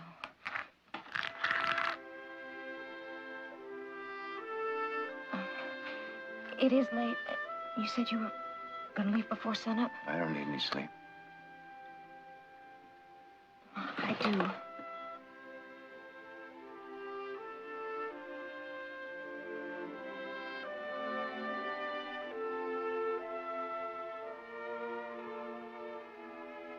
Next time. It might be sooner than you think.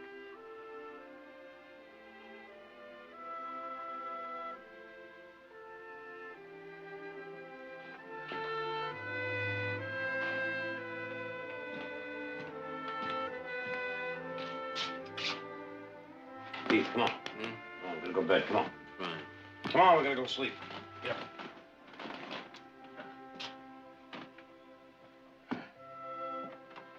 Night.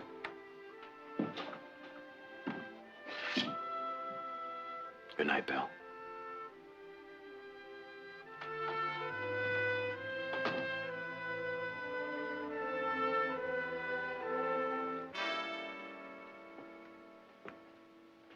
I got a feeling he just might be coming back. I hope so. Daddy, you let him get away. Those are Stockton Barkley's, boy. Too rich, too many friends, too many folks expecting them back. All that money. We tempted fate when we killed their foreman. Besides, That black-haired one, he sparked the bell. They all do. We might build this into something permanent. A Barkley man that likes a bell? You be quiet. Sure, Princess, sure. I just get a feeling that solid silver nutcracker is getting closer and closer.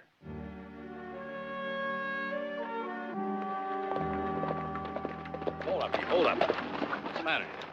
I just remembered I left that rifle of mine back at the bleak house in the barn. Well, Nick, we're over halfway home.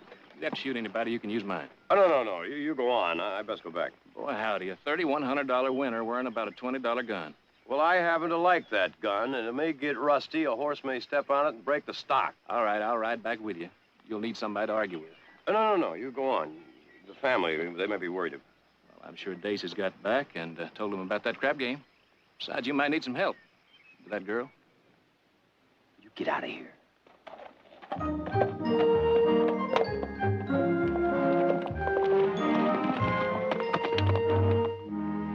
Sure? I saw him with my own eyes. Jared, that's terrible. Well, the prodigal returns. I live and got me down. What's so terrible? They found 3 more bodies in the North Jetty. 3 more? That makes 9 in the past 2 months. Any identification? Not unless you want to count their skulls being crushed in like all the others.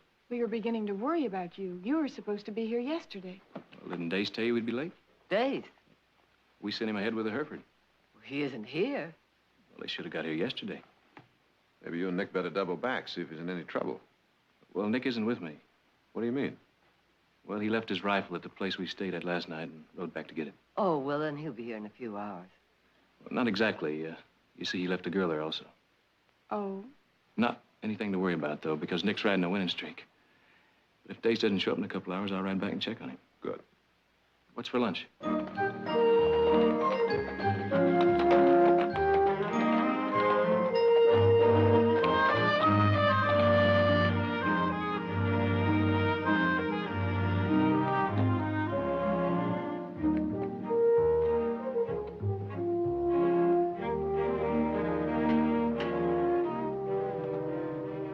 Howdy. Told you I'd be back sooner than you thought. Oh, I didn't expect you back so soon. Well, I forgot my rifle. Listen, a man who sits a horse the way you do couldn't ride 5 feet without noticing an empty rifle boot. Well, as a matter of fact, I was just about all the way home, and I remembered I'd stuck it under some hay in the corner of the barn here. Many hands make light work. Here, I'll get that. Thank you. Aren't you afraid you'll disappoint a lot of beautiful, rich young ladies up in Stockton? Well, if there are that many beautiful young ladies up in Stockton, I wouldn't have to take my rifle out of the boot in the first place. Besides, none of them are as pretty as you. Mr. Barkley! Mr. Barkley's here! Look, why don't you come on over here and sit down and make yourself comfortable? Pa, Mr. Barkley forgot his rifle. Why don't you get him some coffee? Hey, you're going to be staying the night, Mr. Barkley. Well, There's big doings in town tonight. There's a barn dance. Bill, you tell him about the barn dance. There's a barn dance. Oh. Well, would you do me the honor of your company? You can wear your flowered dress. Have you had lunch? No, Bill, why don't you fix a picnic basket? It's kind of warm around here, and it's nice and cool in that grove down by the river. Ain't nothing too good for our starboarder, Mr. Barkley.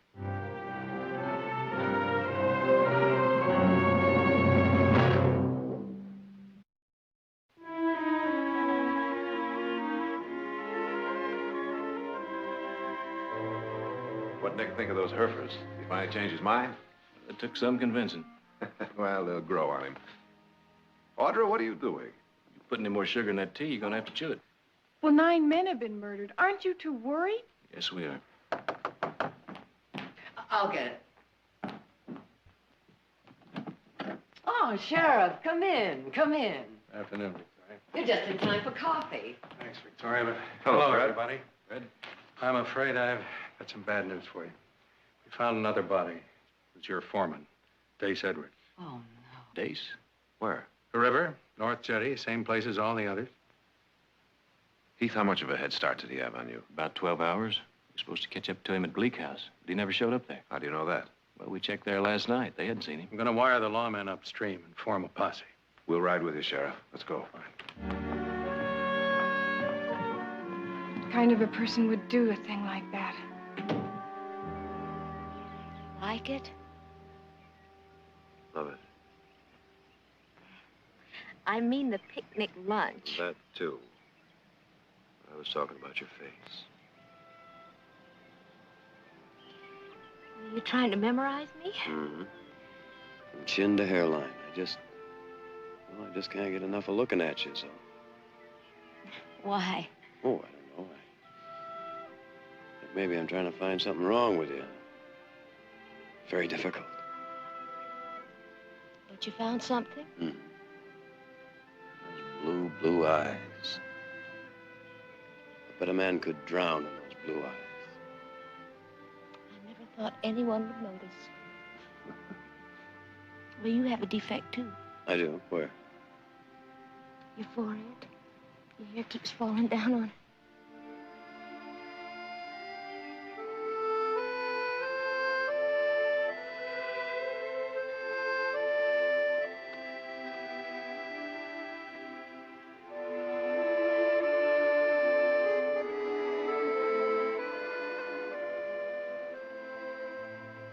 Something wrong? You kissed me like I was somebody. You are somebody to me, Belle. Somebody very special. Don't talk that way. And don't feel that way. Let's just live here now.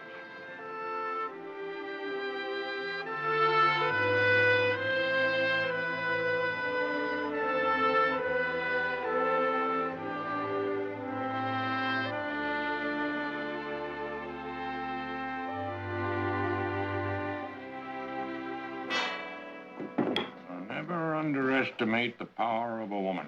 Uh-huh. Well, I still say we should have banged him over the head during supper. Son, a chicken'd make you one meal. Or it could lay enough eggs for 1,000 breakfasts. A sheep, it'd be 2 weeks of mutton. Or you could wear warm shirts for the rest of your life. And a cow, it'd be about 5 weeks of meat. Or you could have milk and heifers from now on. Now, what would you want? Huh? Would you like chicken, meat, and mutton just for a short time? Or would you rather have eggs and clothes and milk and meat from now to eternity? I don't understand all that. Should have sent you to school along with your sister. Well, don't you worry, your pa'll take care of you. Well, they're coming back. Been gone just about the right amount of time.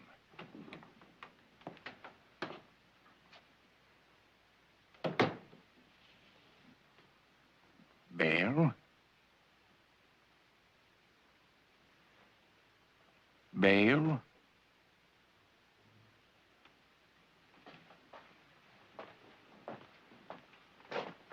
How did it go? It was just wonderful, Pa. You still got that money on him? Bart. Daddy, she's got a funny look to her I never seen before. Well, it ain't the kind of look you're ever like to understand. Well, would you mind waiting outside? I want to take a bath. Well, don't throw the water out when you're finished. Bart's going to use it.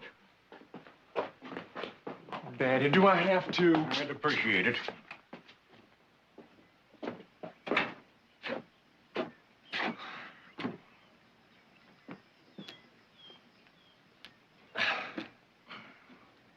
It looks like it's working out. Well, if Belle marries him, who's going to do for us? Oh, we can hire anybody we want. Uh-huh. She'll move in that big house and grow uppity ways and have us fetching and toting.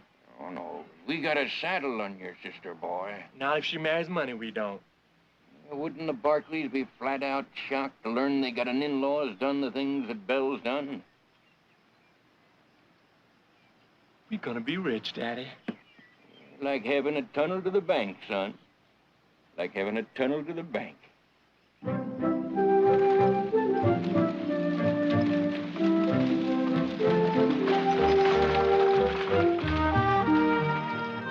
What was she like? Hmm? Who? First girl you ever in love with? Oh, that one. She was a most unusual girl. She like me? Oh, very different from you. Very different. Sure. Mm-hmm. Yeah.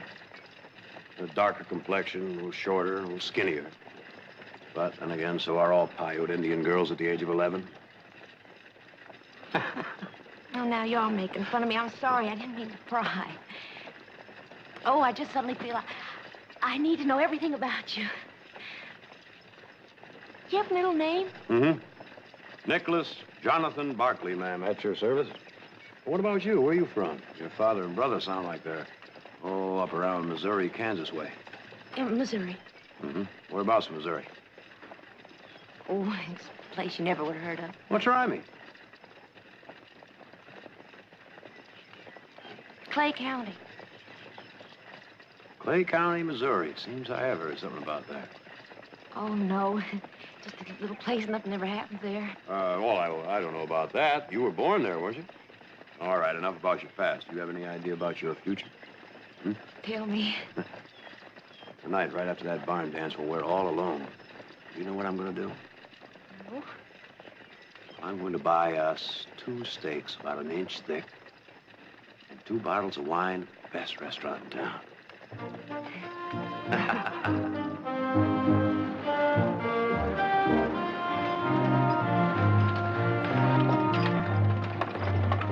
So you're holding the barn dance tonight? I was.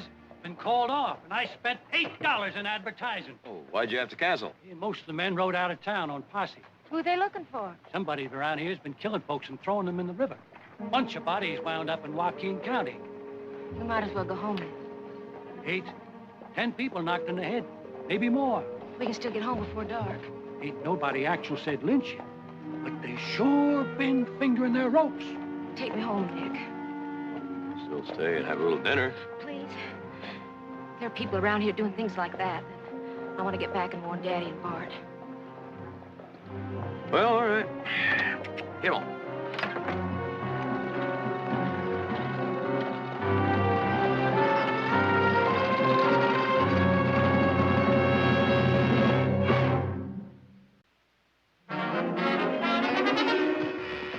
This is where we found the bodies, and this is where we'll split up.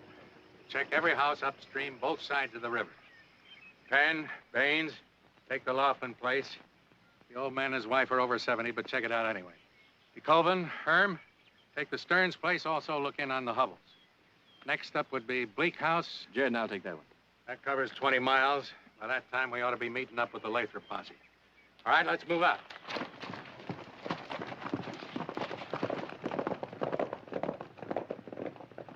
Why the Bleak House? That's where Nick's supposed to be.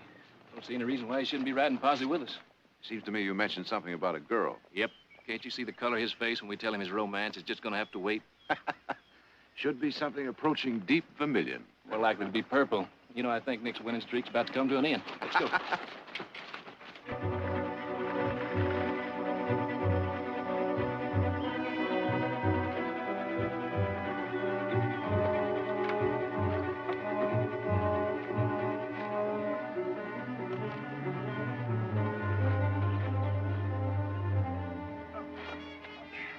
Thanks for understanding, Nick. I'll take the buckboard to the barn and unharness.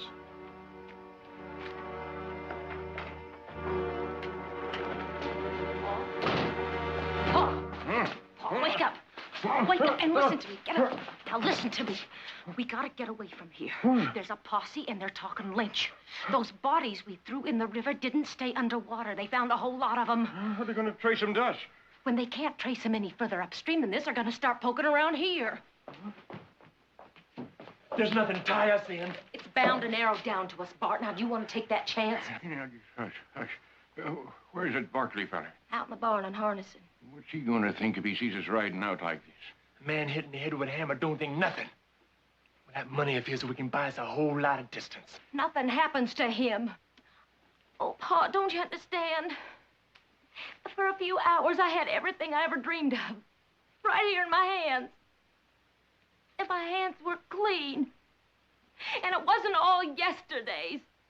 It was tomorrow's. Belle. Oh, Pa, why does everything we touch turn to mud? He was a nice young fella. If we move on, there's gonna be other ones. Not like this one. So what are we supposed to do about him? He's a loss. We tap him on the head, and we send him downstream. No! Downstream. Downstream. You got an idea. Found all the bodies downstream. What if they was to find one with its head bashed in upstream? Why, sure take the curse off on us. Well, where are we going to find a body? In the barn. Unharnessing. And with a pocket full of money. I told you, Pa, no. No. Well, whatever's going between you and Nick Barkley's past working. Besides, he's got two things we need very badly right now. A body and a lot of money. Oh, Pa, please find somebody else. I can't. He fills our needs like nobody else can. And then we can stay here and build our big hotel. We ain't ever going to have that big hotel. We won't ever have anything. Maybe. But it beats swinging from the end of a rope. You just move him into the right spot in front of the canvas. And we won't have to explain anything to anybody.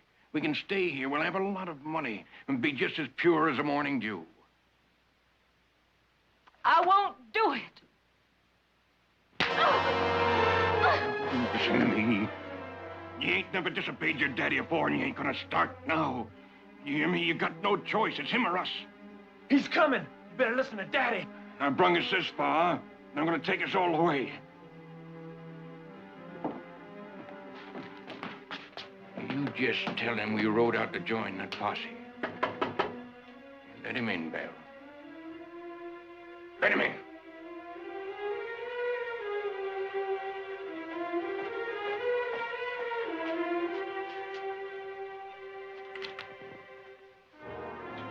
Everything all right? Fine. They left a note. Rode out with the posse. Well, see, I told you there was nothing to worry about. I'm sorry I ruined our dinner, our whole evening, but, well, it's still early. I could fix you a cup of coffee and maybe a sandwich for cheating you out of your dinner, too. Here, let me help you. No, just sit down over here. I can do it.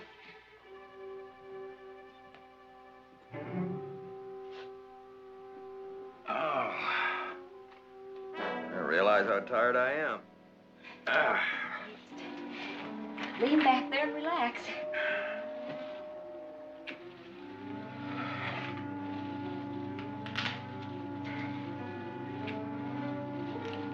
Oh.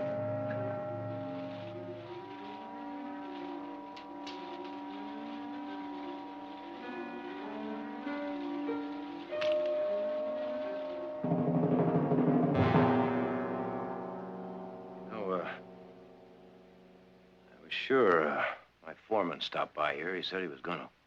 Your foreman? Dace Edwards. Matter of fact, I gave him a couple of cigars before he left Fresno. Cigars made especially for me.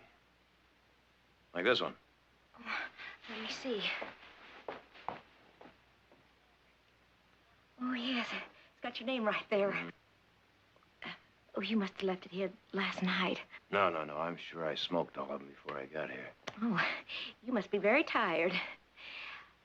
Why don't you let me help you off with your boots, and I'll show you some real Missouri hospitality. Missouri. Clay County. Yes, that does ring a bell. My brother defended a bank robber from up that way. Had a strange defense, though. He said he didn't even know he had committed a crime. The only crime that was known around his parts was working for a living. They taught the children how to rob and kill rather than read and write. All the heroes the kids had were men like Jesse James and the Youngers.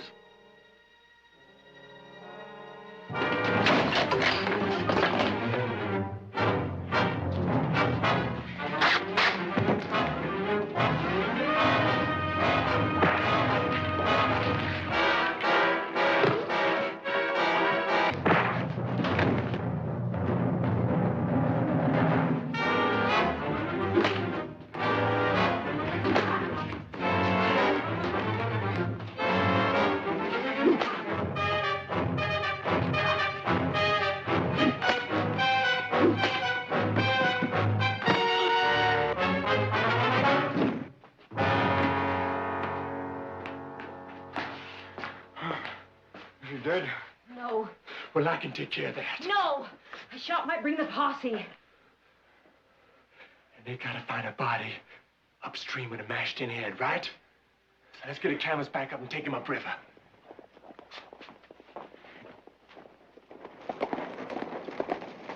Get the posse? No, it's just as bad, though. Heath Barkley and some other man. Let's get him in the back. Bill, you get rid of them fellers.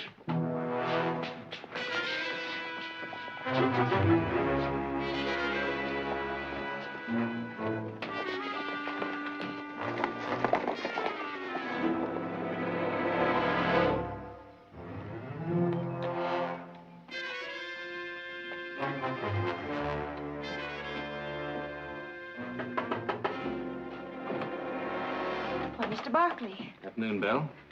This is my brother, Jerry. Looking for Nick. I suppose he's out back. No, he isn't here. He did come back at noon to get his rifle, and then he went right back to Fresno. Well, he's a forgetful one. Sorry to bother you. Pleasure, miss.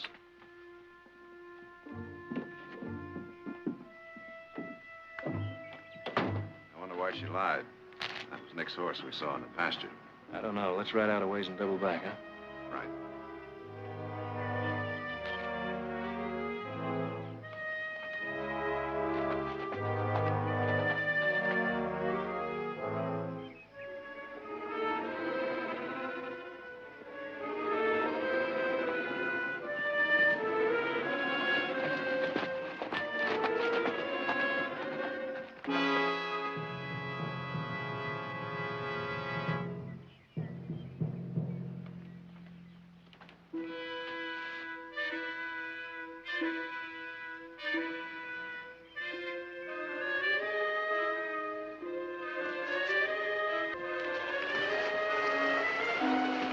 That's Nick.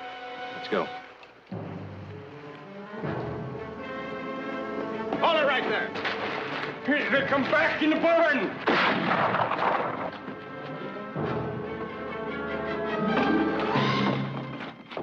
Jesse! Bart! Come on out! We're happy where we are. So are we. The rest of that posse is going to be with us any minute. Daddy, what we gonna do? You ever thought about dying, son? Not when I can help it. Oh, Pa, it's no use. We ain't gonna quit, Belle. I ain't never lost a fight yet. Gun beats hanging 8 ways from Sunday. You got the guts for it, boy? I'm ready. I'm ready!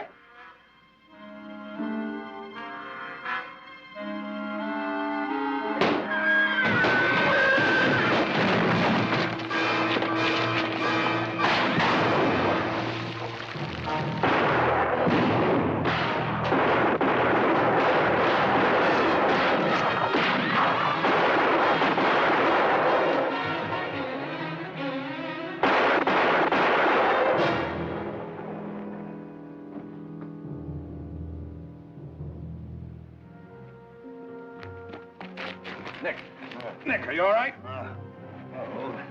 Where are they? Huh? Take it easy. Take it easy, Nick. Where's Belle?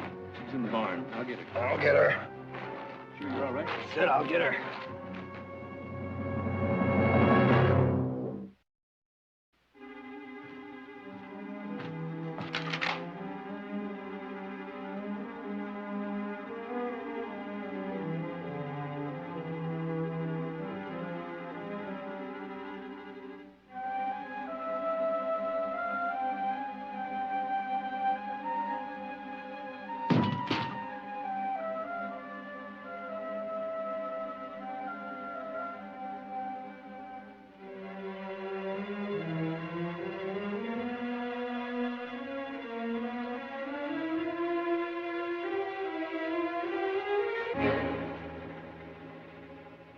Is it over? It's over. I wasn't going to let him hurt you, Nick. I wasn't going to let him go through with it. Just sit back, Nick, and relax. Lean back, Nick. Don't. Sorry, Bill. You did love me, didn't you? Well, no, I'm not sorry about that. It's everything else. You don't have to be. What do you mean? I didn't kill any of those people. I just talked to him. Pa and Bart is the ones that killed him. How many people, Bill? I don't know, 15, 16, I don't know. And you just stood there and let it go on, huh? They'll hang me, Nick. Unless you help me get away. Get away. Well, there's only 2 of them out there. 2 between us and the rest of our whole Those are my life. brothers. Well, you don't see me shedding any tears over my kinfolk, do Well, you? I don't work that way, Bill.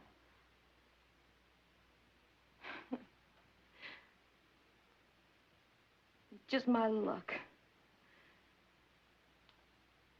First time you ever feel a little sunshine and somebody comes along and throws a bucket of rainwater in your face.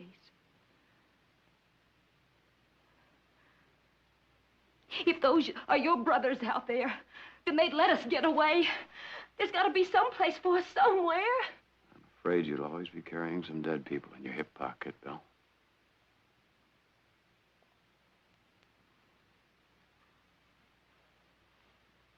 I wasn't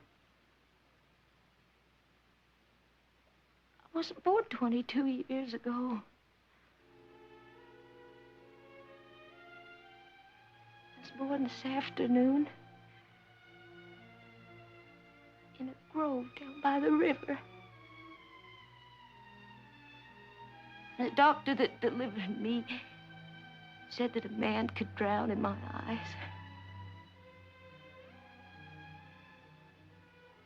And then he kissed me.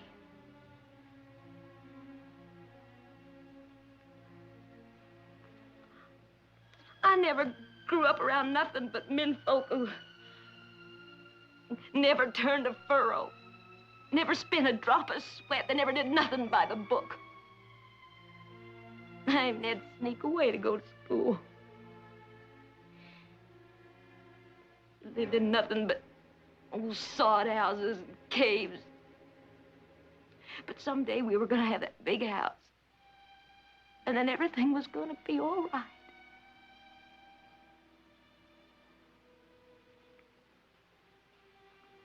Come on, Bill.